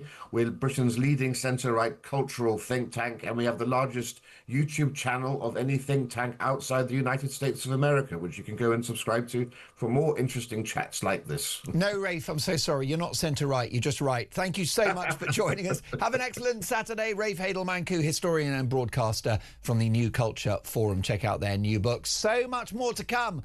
Dolan's Dispatch next. I'll be dealing with the Green Party in no uncertain terms. This is Talk Breakfast.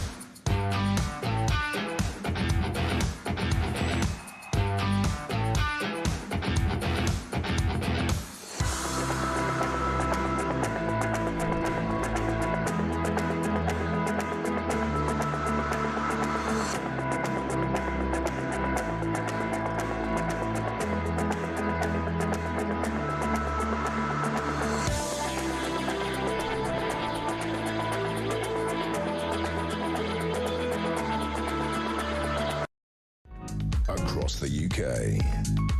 On DAB+, on your smart speaker, on your smart TV, and on your side. This is Talk.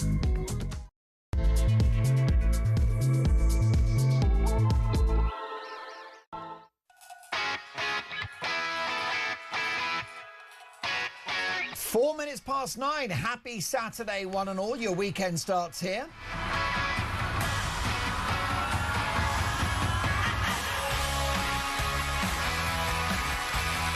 Lovely to have your company. Mark Dolan with you on Talk Breakfast. So much to get through in the next hour. Coming up, Dolan's Dispatch, in which I'll be dealing with the Green Party in no uncertain terms. But we bring you breaking news at 4 minutes past 9. The United States and Israel have launched an attack on Iran. As Donald Trump says, major combat operations are underway. Israeli Defense Minister Israel Katz says his country, alongside the US, launched preemptive attacks on Tehran as the Israeli military say that Iran has fired retaliatory missiles. It's all kicked off, and it's all because Donald Trump believes that Iran must never have nuclear weapons. We'll bring you more on this developing story as we get it. The US and Israel launch attacks on Iran.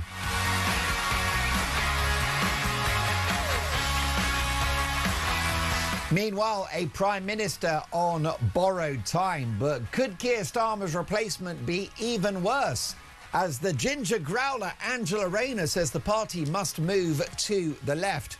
Was Angela Rayner the main winner of this week's by-election? Is it now a question of when, not if, she replaces Starmer in number 10?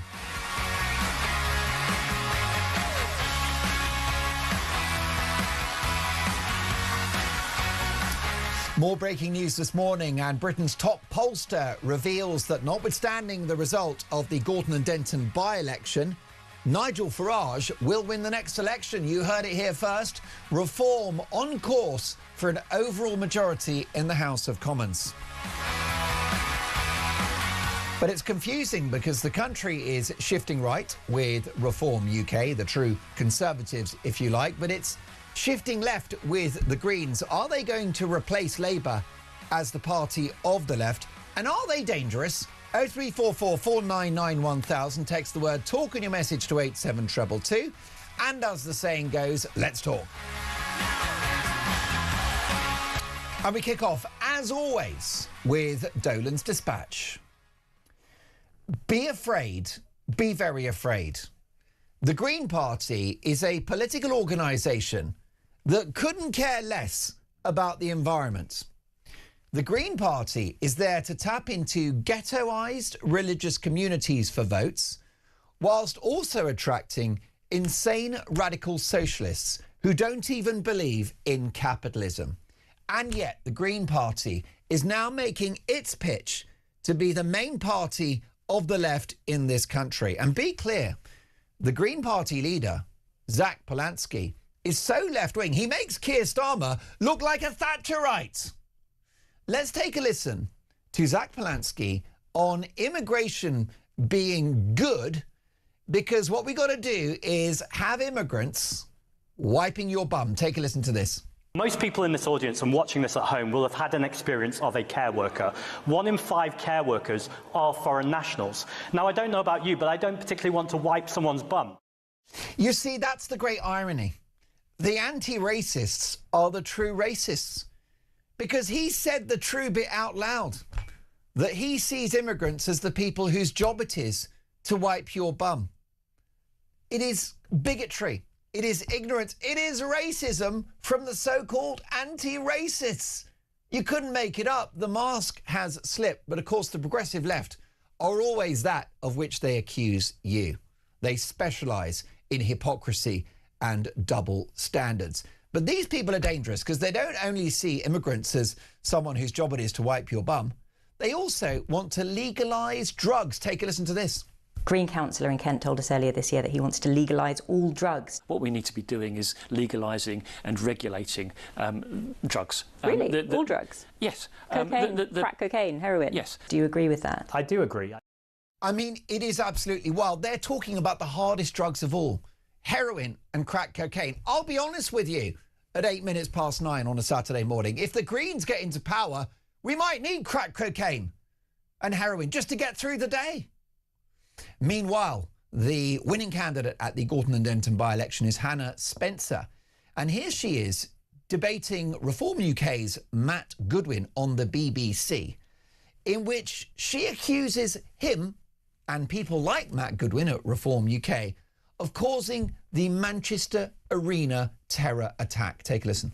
What we did after the terror attacks was we came together and we stuck up for each other.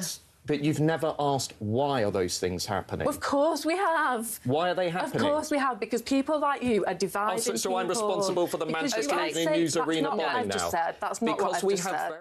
It is what you just said. Listen to the little wobble in her voice. Of course we have. Of course we have. These people aren't well. Hannah Spencer and her ilk and the Green Party, they're not well. They're not right in the head. She genuinely thought that the Manchester terror attacks at an Ariana Grande concert in which young girls, little girls, were killed was because of the likes of Matt Goodwin and Reform UK, glossing over the fact that it was radical Islamists who are responsible for an ideological poison which is a clear and present danger to the British people. But she'd rather blame Matt Goodwin, who wants to do something about terrorism, than the terrorists themselves. And don't forget that this is a party in the Greens who speak from two sides of the same mouth. Because on the one hand, they attract the crazy blue-haired wokies who believe that there are 100 genders, who believe that Britain's history is incredibly shameful, who think that Winston Churchill is evil. These are the same people that want open borders. These are the same people that believe in the legalisation of heroin and crack cocaine. These are the same people who think it's a worthy vocation to sell your body for money. And yet at the same time, you've got campaign literature going to British Muslims and focusing on Gaza. And they don't mention the trans madness when speaking to British Muslims. They don't mention the legalisation of drugs and prostitution. Why? Because they're dishonest. Because they're liars. They are duplicitous. They are total fakes and total phonies. And how about this for a moment in British democracy? As a Green Party video goes out on social media, not in British or English, I should say, but in Urdu. Take a listen to this. Gorton और Danton एक जुल्म सियासतदान जीत सकता है अगर हम reform को रोकने के लिए ग्रीन को वोट ना दें। मेरा नाम हना स्पेंसर है। मैं ग्रीन पार्टी की उम्मीदवार हूं। That's progress, is it? Is it progress in the United Kingdom that campaign messaging on social media is done in another language? This is the United Kingdom. Our language is British. And the idea that a campaign would go out in a foreign language is the perfect example of the catastrophic failure of our multicultural experiment. It shouldn't be allowed. I'm not even sure it's great that folk have the vote who can't speak the language of the country. Should that not be a qualifying factor? That you need to speak English in order to participate in our democracy? Will that get me cancelled? Well, if so, good, because I think it's common sense. And by the way, these people, I mean, they're so hypocritical because you've got, for example, Rachel Millward from the Green Party, who really loves open borders and wants to welcome illegal immigrants into the country and wants to accommodate them in small communities. And yet when it's her community in East Sussex, suddenly she's not so much of a fan. That's why the consequences of Britain's open borders should be felt by middle-class people like the Green Party's Rachel Millward. They should come to a town near you, and I think you would find they would stop the boats overnight. These people are crazy. They want to give illegal immigrants access to the NHS from day one and let them work straight away. And if they don't want to work, they'll get a wage as well, and a house, and a dentist, and a GP appointment. You couldn't make it up. But last but not least on the Greens, they're just frivolous, they're immature, they're like student politicians. Here is the victorious Hannah Spencer dancing on by-election day and having a right jolly giggle. Take a listen.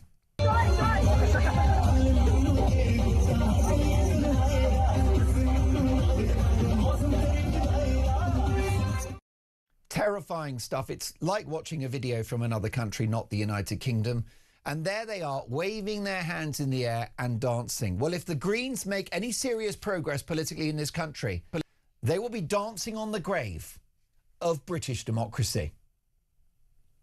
0344 499 1000, your reaction. Are the Green Party dangerous? Barry is in Norwich. Good morning, Barry. Well, you missed something out there, Mark. Go on Diversity is our strength. Hey. Yeah, I forgot about that. No, you're so right. And I think it's good if people speak 100 languages, one of them not English. I could understand her in English, mate. Do you know what I mean? Yeah, so... Listen, anyway, what do we do with this?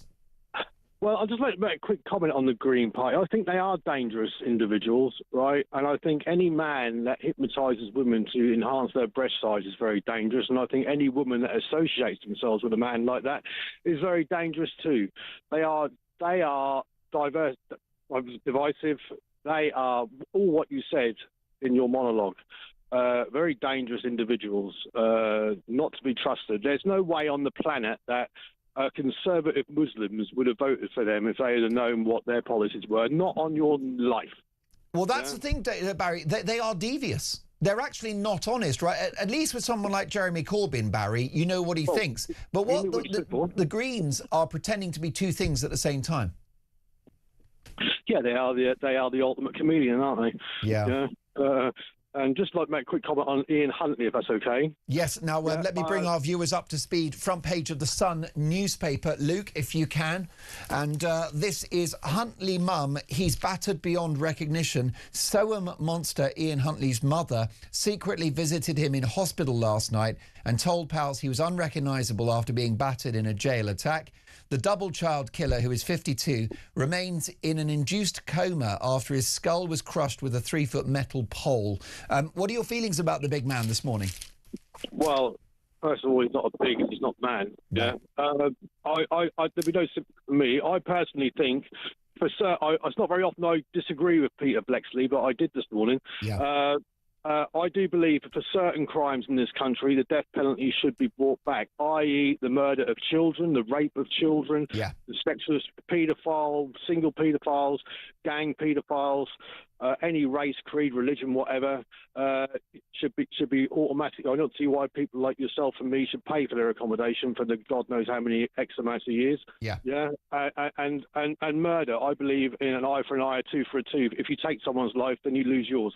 Simple as that. Well, Barry, if you look at a country like Singapore, they have among the lowest rates of crime on the planet. It's a very successful, harmonious society, and you've got a great economy there. I mean, we can only dream of a criminal justice system like that. Well, the problem is with our criminal justice system, and when I was a young lad in my teens, I had altercations with the local constabulary, and I did reside in a young offenders institute for a short time. But I just think that today's society is on the side of the criminal and not on the side of the victim. Whereas 40 years ago, when Thatcher was in charge, they were not on side of the criminal. I didn't want to go back to where I resided. It wasn't fun. It wasn't fun for you, Barry. It was a deterrent. Yeah, right. And it was called short, sharp shock, where you got 4 months and you went there for 4 months and you were basically. They were ex-PEIs from the paras in there, do you know what I mean? Yeah, right. And they basically ran you through the mill for 4 months. And believe you me, you did not want to go back. Barry, how did you turn your life around? I just didn't want to go back to it, and and I was taught a lesson. And I think sometimes I still believe in the phrase tough love. Yeah. And I think they caught me at a young age because, if they, you see youngsters now, they go on, there's no deterrent for youngsters no more. The police want to mollycoddle them, do you know what I mean? They give them a cuddle. Yeah. Yeah, right. I was given the proverbial boot up the backside. Yeah, right. Yeah. And told that if you commit crime, this is going to be your life. Now, you can either want this life or not. And I didn't want to go back because it was a horrible experience. Yeah, right. And I believe they should bring back that sort of thing because I think that would cut crime. Well, Barry, what you've done is you turned your life around. You are a credit to your family. And it's a great story. And tough love, those are the two words. It's not complicated, is it? There needs to be a disincentive to crime. It's a bit like illegal immigration. You wouldn't come if you weren't going to get an awful lot of benefits as a result. Yeah, I mean, you know, at the end of the day, do you know what I mean? I mean, you know, when you reward people for breaking into this country, they are criminals as soon as they break into the country, they committed a crime. Yeah. And it's not racist to say detain, deport. Do you know what I mean? I don't care who you are, what colour you are, what religion you are, what country you come from. If you break into this country illegally and you come here without a passport, you need to be detained and deported. I mean, the idea that you can walk the streets is something that I just find mind-boggling. That you break into the country and that you're not detained. Like I said before, it's a choice. The government are making a choice. Yeah, they're allowing it. Yeah, right. You know, they could stop it if they wanted to. They don't want to. Yeah, they are flooding the country with these people. Yeah, and you know, it's a sad state of affairs when the government of this country takes a local council to court. Yeah, right. Yeah, I know. To have the hotel. Yeah, you know, it's a mad situation that we're in. We're gonna pick up on that story, Barry. You're a hero, and congratulations on everything you've achieved in your life. And you've had a few bumps in the road, and all of us have. Nobody is perfect, but my goodness, you've absolutely turned your life around. And we love your calls to the show because you do talk a lot of sense.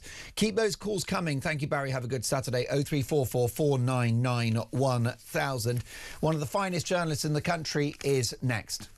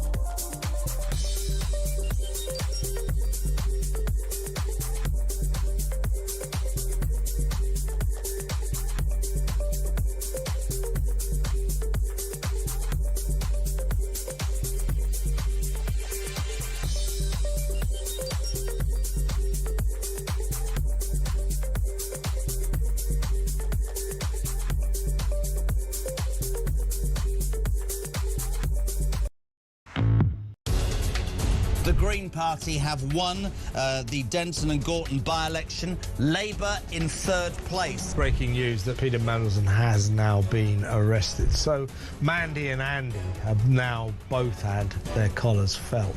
What would Andrew Loney tell them to do? To come clean, be honest. And if Charles is complicit in this cover-up, which I believe he is, then I think he has to fall on his sword. When you define sex, or gender or sex, what you mean is biological sex, and that's a man or woman, what you are physically, not what you think you are on a Wednesday afternoon.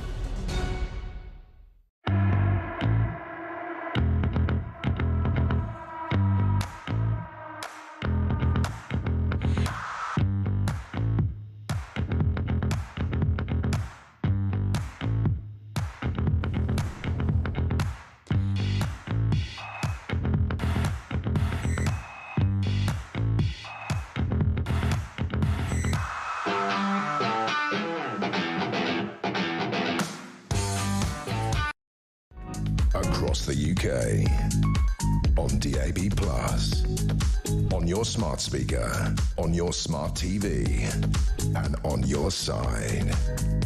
This is Talk. 9:22 Talk Breakfast. Lovely to have your company. Mark Dolan with you all weekend. Back tomorrow at 6 a.m. Peter Cardwell is up at 10 with me in the studio. One of the country's finest journalists, the political editor of The Sun on Sunday, Kate Ferguson. Kate, what a week. I know, yeah, another week, another disaster, nightmare for Keir Starmer. And we're opening the weekend with yet more speculation and chatter of whether or not he could face a leadership challenge. Now, Angela Rayner posted on X the party must deliver the change people voted for in July 2024. Was that just an honest expression of a political view, or was it a manoeuvre? Well, everything Angela does will be seen as a manoeuvre, definitely. She's this sort of almost queen across the pond, isn't she? Look, I mean, she tweeted saying we need to change now. I think she might have used such words as we need a bold vision. And that's going to definitely be seen as her intervention piling pressure on Keir Starmer, probably to tack left. But she doesn't actually say what she means. She doesn't say what change is. She says we need to unrig the system. She doesn't say how it's rigged. So, yes, definitely her keeping a little toe in the water and piling pressure on PM, but without really fleshing out her own ideas, her own plan, if she has one. And, of course, with Angela, there's still that tax inquiry, which really stops her from being able to go full throttle if it is the leadership she wants. Do we know about the timeline of that tax inquiry? Because when HMRC rule, she can then launch a full-fronted campaign. But could it sort of dovetail with the May elections? Do we know when it's going to happen? The short answer is no. We have no idea. We've been checking in with Angela's team, as have many people, and it sounds like she also has been given no clear timeline. It'll happen when it happens. But if it was October or November, that would be a real problem for any leadership ambitions, wouldn't it? Yeah, exactly. And like when it looked like things could move quite quickly last month or earlier this month, you know, that kind of by default would have knocked her out, really, because I don't think anyone thinks it's credible she could go for the leadership while still being investigated over her tax affairs. So she needs that sewn up, I think, before she can really move. But we have no idea when Taxman will come back. And you would have assumed it wouldn't be too much longer, because she's admitted wrongdoing and said she's happy to pay the bill. So we're just waiting to see if there's more to it than that. Yeah, I think with a little bit of a fair wind and a bit of luck on her side, we'll probably get something pre-May, won't we? At which point she may swoop. Because that statement, like you said, it said nothing and it said everything. It was messaging, wasn't it, rather than the specific words. And it had more nudge, nudge, wink, wink than a Monty Python sketch. Yeah, it's all innuendo. You can think what you like. Look, there's lots of people around Angela who really want her to go for the leadership, and I think she is definitely the person we will all keep talking about unless and until she explicitly rules herself out. She's seen as the torchbearer of the left and a charismatic figure. But, you know, there are questions about whether or not Angela Rayner would get the full support of the PLP. Is she the kind of person that could win an election? There's big questions over her, but she's definitely the kind of most powerful of the possible contenders waiting in the wings. Now, we've both discussed Shabana Mahmood, the Home Secretary, in the past. You've interviewed her and you said that she comes across as a very impressive politician. I completely agree with that. And I think many of our viewers and listeners and many of your readers of The Sun on Sunday will welcome her planned changes to indefinite leave to remain, particularly in relation to the Boris wave, so-called Boris wave of immigration post, or I should say mid-pandemic. And the reason why is because of the huge fiscal liabilities that this new population may present the taxpayer in the long term. So it seems like many people are happy with this move, but it could all be undone by Starmer's replacement. Yes, exactly. So Shabana Mahmood today has said, or sources close to her have said, look, we are going to go ahead with these immigration reforms, which we knew she was going to do anyway. But, you know, as they have this by-election defeat and as talk turns to whether or not they could tack left, there's a big question over whether or not they will continue to be as firm and hard line on those border reforms. Shabana Mahmood says, yes, we're going to go ahead with this. But if the leadership did change, I think this would be something that you would be looking at, because a lot of Labour backbenchers don't like this. They're quite spooked by it. And, you know, if you did decapitate Keir and really lurch to the left, I think you probably would see this on the bonfire of reform. But Shabana Mahmood very clear that this is what voters want. And it's true. You know, you poll voters, you speak to voters, and this is what they want. They want firmer border reform. So that is actually a popular policy, but it's one that, you know, a lot of those kind of lefty Labour MPs that are hitting the airwaves over the recent days do not like. Now, I'm very confused because as a keen historian of politics, it's my understanding that governments are achieved by winning the centre ground. And that was certainly proved by Labour. Actually, Mrs Thatcher as well. It was quite a broad political constituency, traditional old Tories and poshos, and then working class aspirational Brits. But is that changing now? Because with the growth of reform, we're seeing a shift to the right. And with the growth of Greens, we're seeing a shift to the left. So the country feels a bit politically bipolar at the moment. Yeah, it's definitely factoring. So for pretty much our entire political history, one way or another, you've had a two-party system, be that Liberals or Labour, and always the Tories. And this idea is whoever kind of captures that big middle ground wins a big majority and can govern. And that's a kind of keeping quite a broad coalition of voters. You want to keep them in the tent, this idea of a kind of broad church politics. We're now seeing the rise, obviously, of more kind of sector interest groups. You've got the rise of Greens, you've got the rise of Reforms, Tories declining, Labour declining, and still the Lib Dems in the mix. So we'll be going from effectively two-party system in England to a five-party one. Look, while they are bleeding out both to Reform on the right and Greens on the left, you will see different elements within Labour, different types of Labour MP come out saying, we need to do X, we need to do Y, we need to chase this voter. No, we don't, we need to chase this other voter. A confident, successful leadership of any governing party is able to pick a couple of reforms, ideas, attack them confidently and maintain their coalition. Keir Starmer's problem is he's failed to sketch out what that priority is and what he wants to do in government. And therefore you're seeing kind of different factions within his party kind of have this fight about what direction they want to push him in. Keir needs to be clearer about what direction he wants to go in. And what is the future for the Greens? Is it a flash in the pan or a taste of things to come, do you think? I don't think it's a flash in the pan. I definitely think in May elections you're going to see them continue to do well, capture a lot of seats, particularly kind of council seats in London. That's going to spook Labour MPs. London is a big Labour area. You know, London, Manchester, Liverpool, those are kind of the last strongholds of Labour, really, currently, in terms of, not in terms of MP seats, but in terms of where their support base is. So it's going to spook them, and they're going to continue to do well, I think. But now they've had this success in the glare of public scrutiny, their own policies are going to get a lot more scrutiny. Green Party have had a pretty easy ride so far, but a lot of their domestic policies are really unpopular. Things like decriminalising all drugs, very soft on borders, very generous in the benefits they want to give, particularly migrants. And I think as people start interrogating their policies more, you will see them come under more strain. Most definitely. Before we let you go, a good or a bad week for Nigel Farage? A so-so week for Nigel Farage. You know, I don't think you could say it's been a good week because he didn't win that by-election. And I think that there's questions over whether or not they quite have that kind of ground game to deliver on their popularity and actually win elections where the vote is tight. Oh my gosh, fascinating conversation. Cannot wait for your coverage tomorrow. Kate Ferguson is the political editor of The Sun on Sunday, which is #1 for political scoops. 9:31, more to come. This is Talk Breakfast.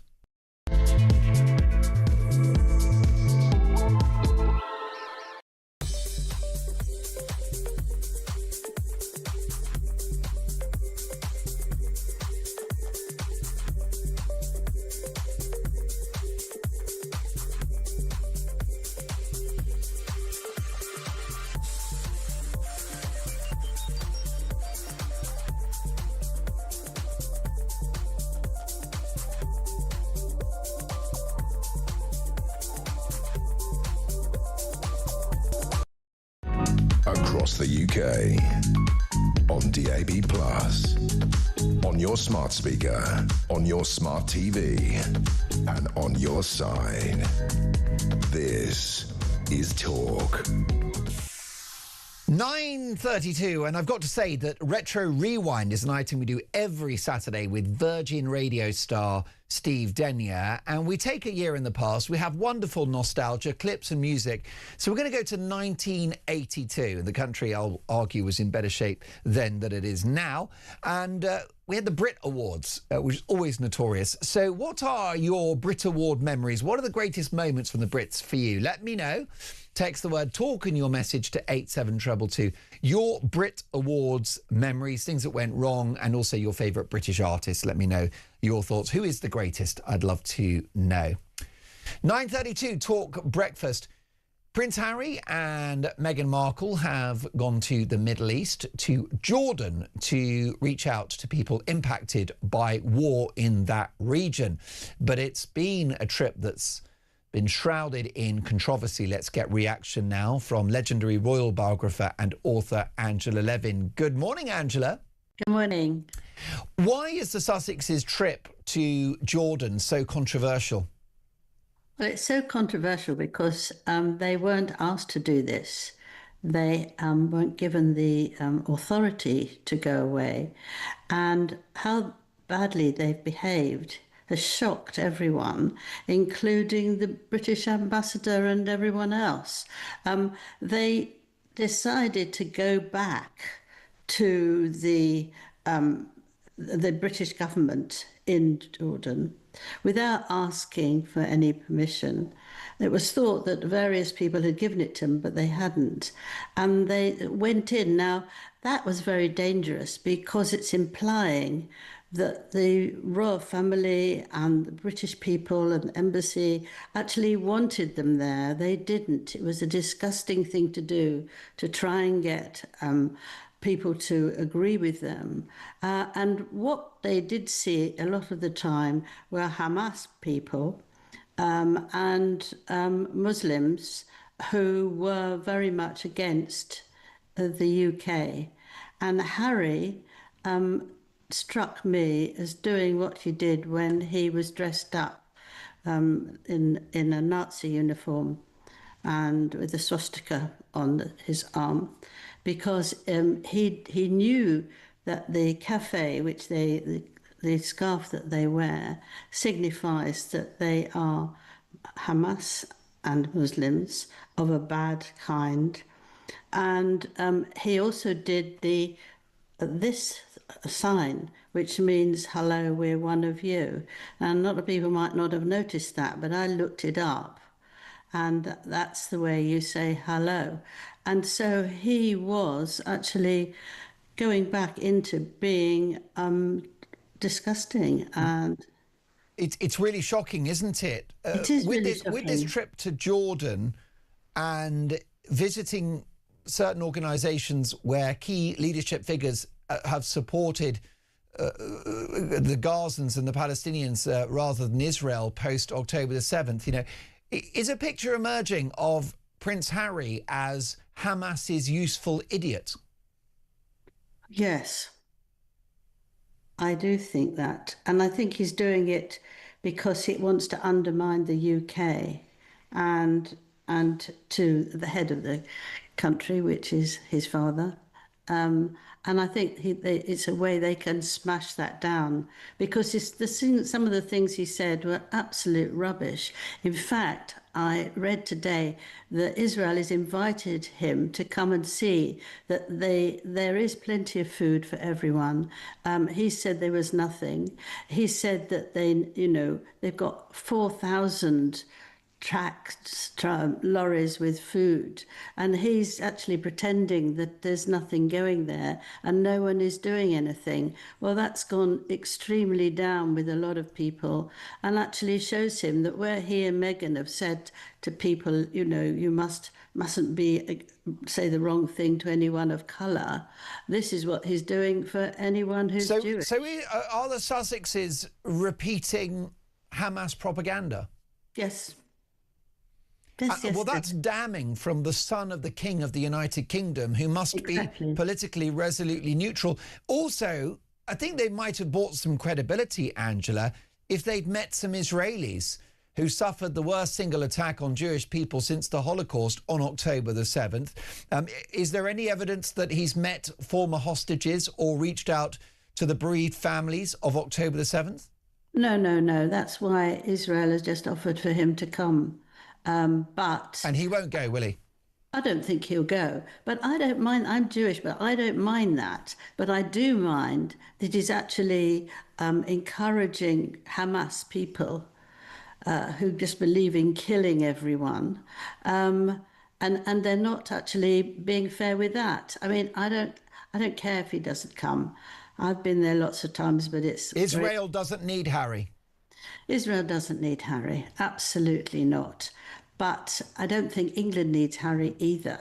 And I think that's very important, that he actually is a shocking example of someone who is bad-tempered and wants to get revenge.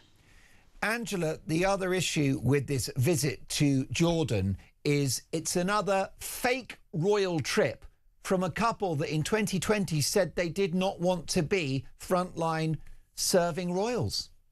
Yes. Yeah. I mean, they don't want to do it, but they do want to do it.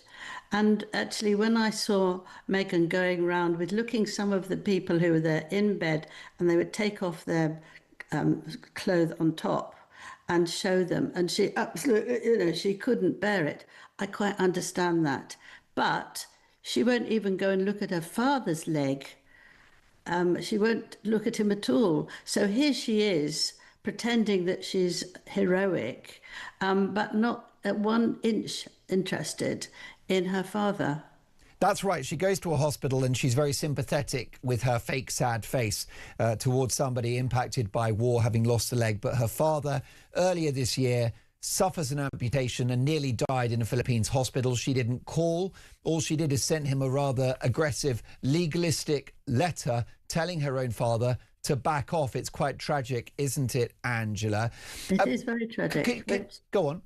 What I think is, I find it very difficult to understand how she thinks we're all so stupid that we don't notice that she's going to see one set of people who have lost their leg or very badly hurt, but her father, and she just thinks that she's still marvellous. How can she stand up like that and say, I'm so important and I'm so marvellous, when she thinks we're all so stupid that we don't know that if he doesn't get on with her father, which she did when she all her teenage years, you can still be polite. If he's not well and nearly dying, you can go and see him and be polite. You don't have to love him, but actually to just count him off. And as you say, there's awful things she said.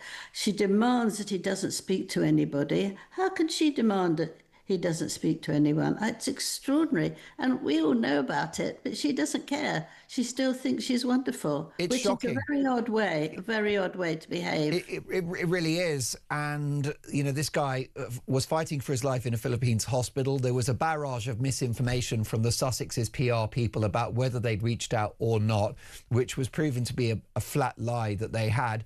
And the other issue you've got is that Thomas Markle Senior, who's a poor man now, he's on his uppers.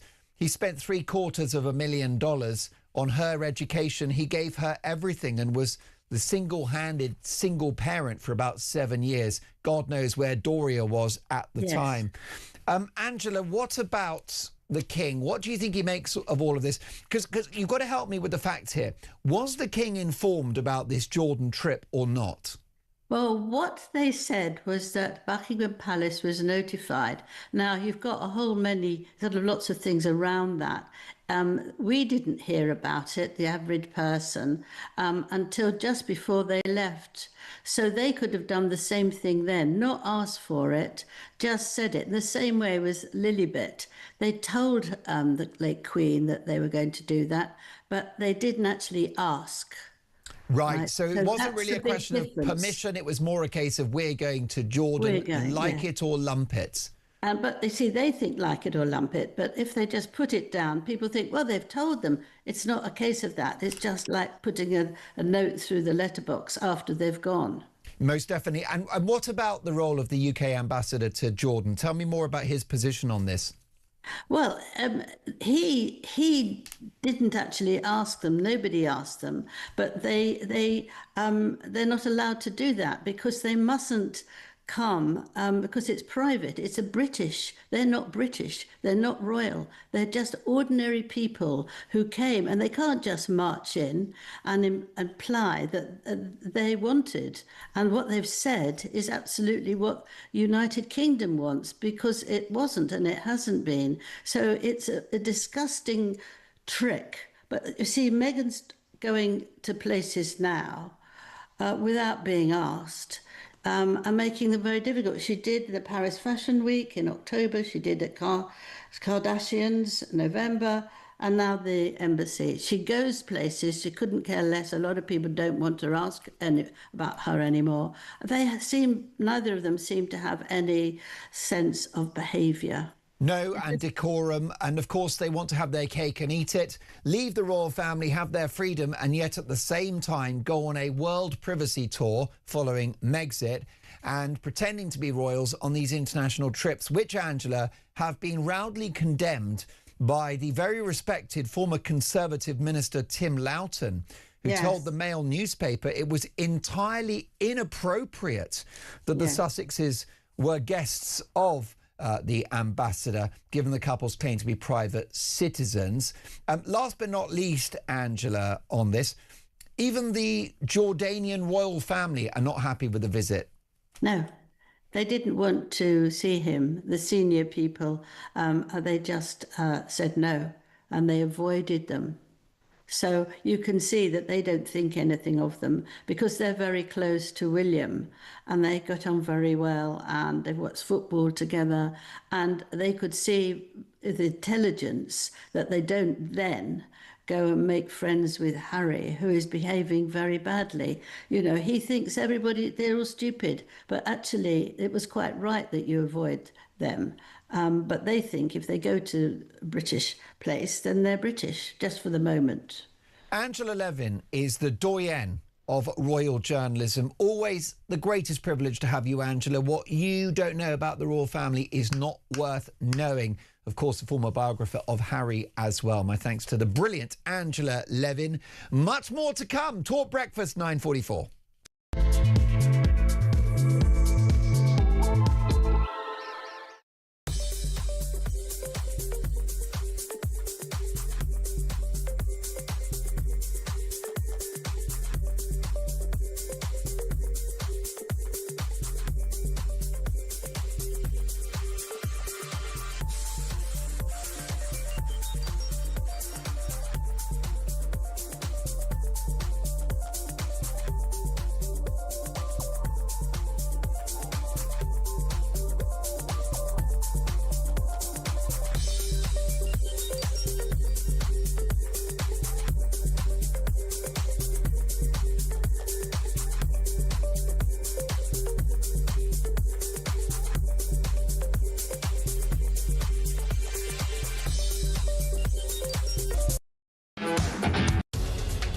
The Green Party have won the Denton and Gorton by-election. Labour in third place. Breaking news that Peter Mandelson has now been arrested. So Mandy and Andy have now both had their collars felt. What would Andrew Loney tell them to do? To come clean, be honest. And if Charles is complicit in this cover-up, which I believe he is, then I think he has to fall on his sword. When you define sex, or gender or sex, what you mean is biological sex, and that's a man or woman, what you are physically, not what you think you are on a Wednesday afternoon. Across the UK, on DAB+, on your smart speaker, on your smart TV, and on your side. This is Talk. You're listening to Talk Breakfast 9:46. Thank you so much for all the calls, texts, and we've had an issue, a problem with the voice notes, which we're going to fix in the next few hours. I'm back tomorrow at 6 a.m, of course. I'm delighted to say that with me in the studio now is Virgin Radio star, the host of the Baby Breakfast Show, presenter Steve Denyer. Good morning, Steve. Good morning. It's lovely to be back. How you doing? I'm so well. Nice to see you. You had a holiday. Yes. Which is very well deserved. Thank you. You've been so busy on the Breakfast Show with Chris Evans the last few weeks. Did you go on a cruise? We're on the cruise ship with my parents. I'm 50 this year, so we thought we'd do something really special. You don't look 50. Thank you. It was a tough paper, right? You can say 55. It does we well. flew into Miami and we went around the Caribbean, so we kind of stopped over places like, Montego Bay and Honduras. It was beautiful. The weather was good. 2 weeks is a really good time to have off, isn't it? It's enough time to kind of reset and then look forward to coming back. And here we are. My favourite thing about cruises, 3 words, all-inclusive buffet. Yes, can you tell? Yeah, I mean, can I just say you're twice the man you were? And by the way, it's all happening over at Virgin Radio. This franchise is now huge. The Baby Breakfast and then Chris Evans, and the return of TFI Unplugged. TFI Unplugged. Every Friday. Which is doing so well. I noticed that you were in last week's episode. I couldn't wait to go. I had to have a piece of the action. Isn't it great? It's just such a... I mean, you know, I watched it on telly in the 90s, always wondered what it would be like to actually kind of be part of it. And it's back. And episode 4 dropped last night at 6 o'clock. Already it's got... The first 4 episodes got over 2 million people loving it. Massive. It's everywhere. It's all over the algorithm. So do check it out. TFI Unplugged on all the socials, Virgin Radio UK, Instagram, our YouTube page. It's on, you know, Facebook, everywhere. So have a little look. We've got some great... Dame Prue Leith is on this week's one. She's great. Matt Weston, who won gold at the Winter Olympics. It's great. And some really great live music. Swader in the middle of it as well. So it really is worth clicking on. Well, of course, Virgin Radio is all about the music, and music gets celebrated every year at the Brit Awards. The Brit Awards tonight is huge. Huge, isn't it? For the first time ever, it's going to Manchester tonight. It's going to be broadcast from Manchester. They've got a bespoke award tonight with a B, you know, the Manchester B symbol on. It's very exciting tonight. You know, Noel Gallagher's up for one of the big awards. Robbie Williams is going to be performing live. Could there be a bit of Aggie behaviour there? Could there be a collaboration? There's a bit of bad blood between the two of them historically. Historically, yeah. I thought, actually, should we go back in time? Let's do it. And let's start. The very, very first Brit Awards was 1982. Imagine that. And it wasn't even televised. It was a little dinner. I say a little dinner. It was at the Ritz in London. But it was just record company execs and people like Paul McCartney and Sheena Easton won the awards. Wasn't even in the papers. It was a piddly little kind of award ceremony. And then it started to kind of gain traction, really, I would say, in 1989. Now, this was the live Brits with Samantha Fox and Mick Fleetwood. Did you see it? Of course I did. I watched it live, and it was car crash TV. I mean, everything went wrong, didn't it? The guests didn't know when they were going to be on. You had the Brossettes at the front of the stage, so Samantha Fox couldn't hear the person directing her. That's what she said. So she said, ladies and gentlemen, you know, the Four Tops, and suddenly Boy George walks on the stage and he's stuck there because the auto cue's finished and everything went wrong, but it kind of became rock and roll, I think, from that moment. It really did. And she wasn't a gifted presenter. She had a couple of assets, but hosting awards ceremonies was one. And then Mick Fleetwood looked like, he looked like he was on another planet. Really did. And, you know, their height difference as well. Because she's 4'11", he was 6'7". It just, the optics looked dreadful to start with, didn't they? We've been taking some messages from people who remembered their favourite moments. I've got some clips for you. If we look at... Now, I was speaking to Chris Evans about this. Chris Evans hosted the 1996 one. This is when they got Michael Jackson in to do the Earth Song, and he kind of performed this kind of Jesus-like performance. But Jarvis Cocker got on the stage, and well, this happened. Take a little look.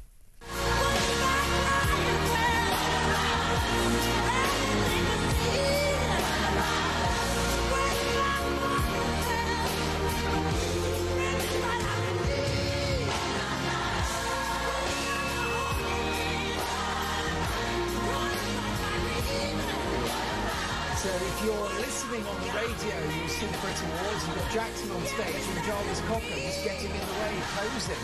I'm torn because on the one hand, it was a very rock star thing to do. Yeah. Rock stars are troublemakers, they're naughty, they're disruptors.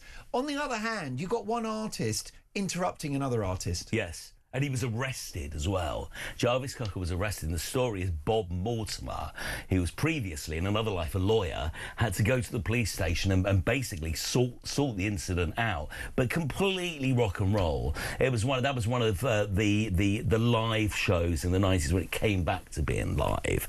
The other moment I wanted to mention to you was... Brandon Block, you may remember this, Brandon Block interrupting Ronnie Wood's speech. You got a legendary Rolling Stone on stage. You don't interrupt a Rolling Stone, do you? Well, I mean, so he did on this occasion. I think if you can see this clip, if you're watching it right now, I think some booze had been had. Should we have a little look? Look at this. Judah, I love it. Fantastic. What's your name, mate? Here, you can have it. Well, Brandon Block. Bye, mate. Bye. Get off stage, it. Fantastic. I don't have to booty. What do you call me? There's going to be a Nicest guy I've ever met. Thank you very much, you old wasting my drink now. Good on you, Ronnie. as engineer Dave said, they don't make rock stars like that anymore. And I'm so glad we had the beeps put in there. I mean, it really is. It's what the Brits is all about. The Brits has always been edgier than the Grammys. It's always been like, you know, what's going to happen? You look back at Amy Winehouse on stage there. Do you remember was she under the influence? Well, I mean, so there was a period of time, I think in the 2008, 2009, everybody was pretty fired up, should we say, on that evening. And then it kind of got a bit boring and stuff and a bit obvious and, you know... A bit corporate. A bit corporate, up until, I would say, this incident from Madonna. So this is the 2015 Brits. It's at London's O2. Apparently she'd been rehearsing this performance every single night. They couldn't get her off stage. So the actual event, she goes on singing a song called Living for Love. And this is the iconic Cape Wooden Open moment. Yes. Where she literally got kind of wrenched off stage. Should we take a look? Yes, look at this. Painful.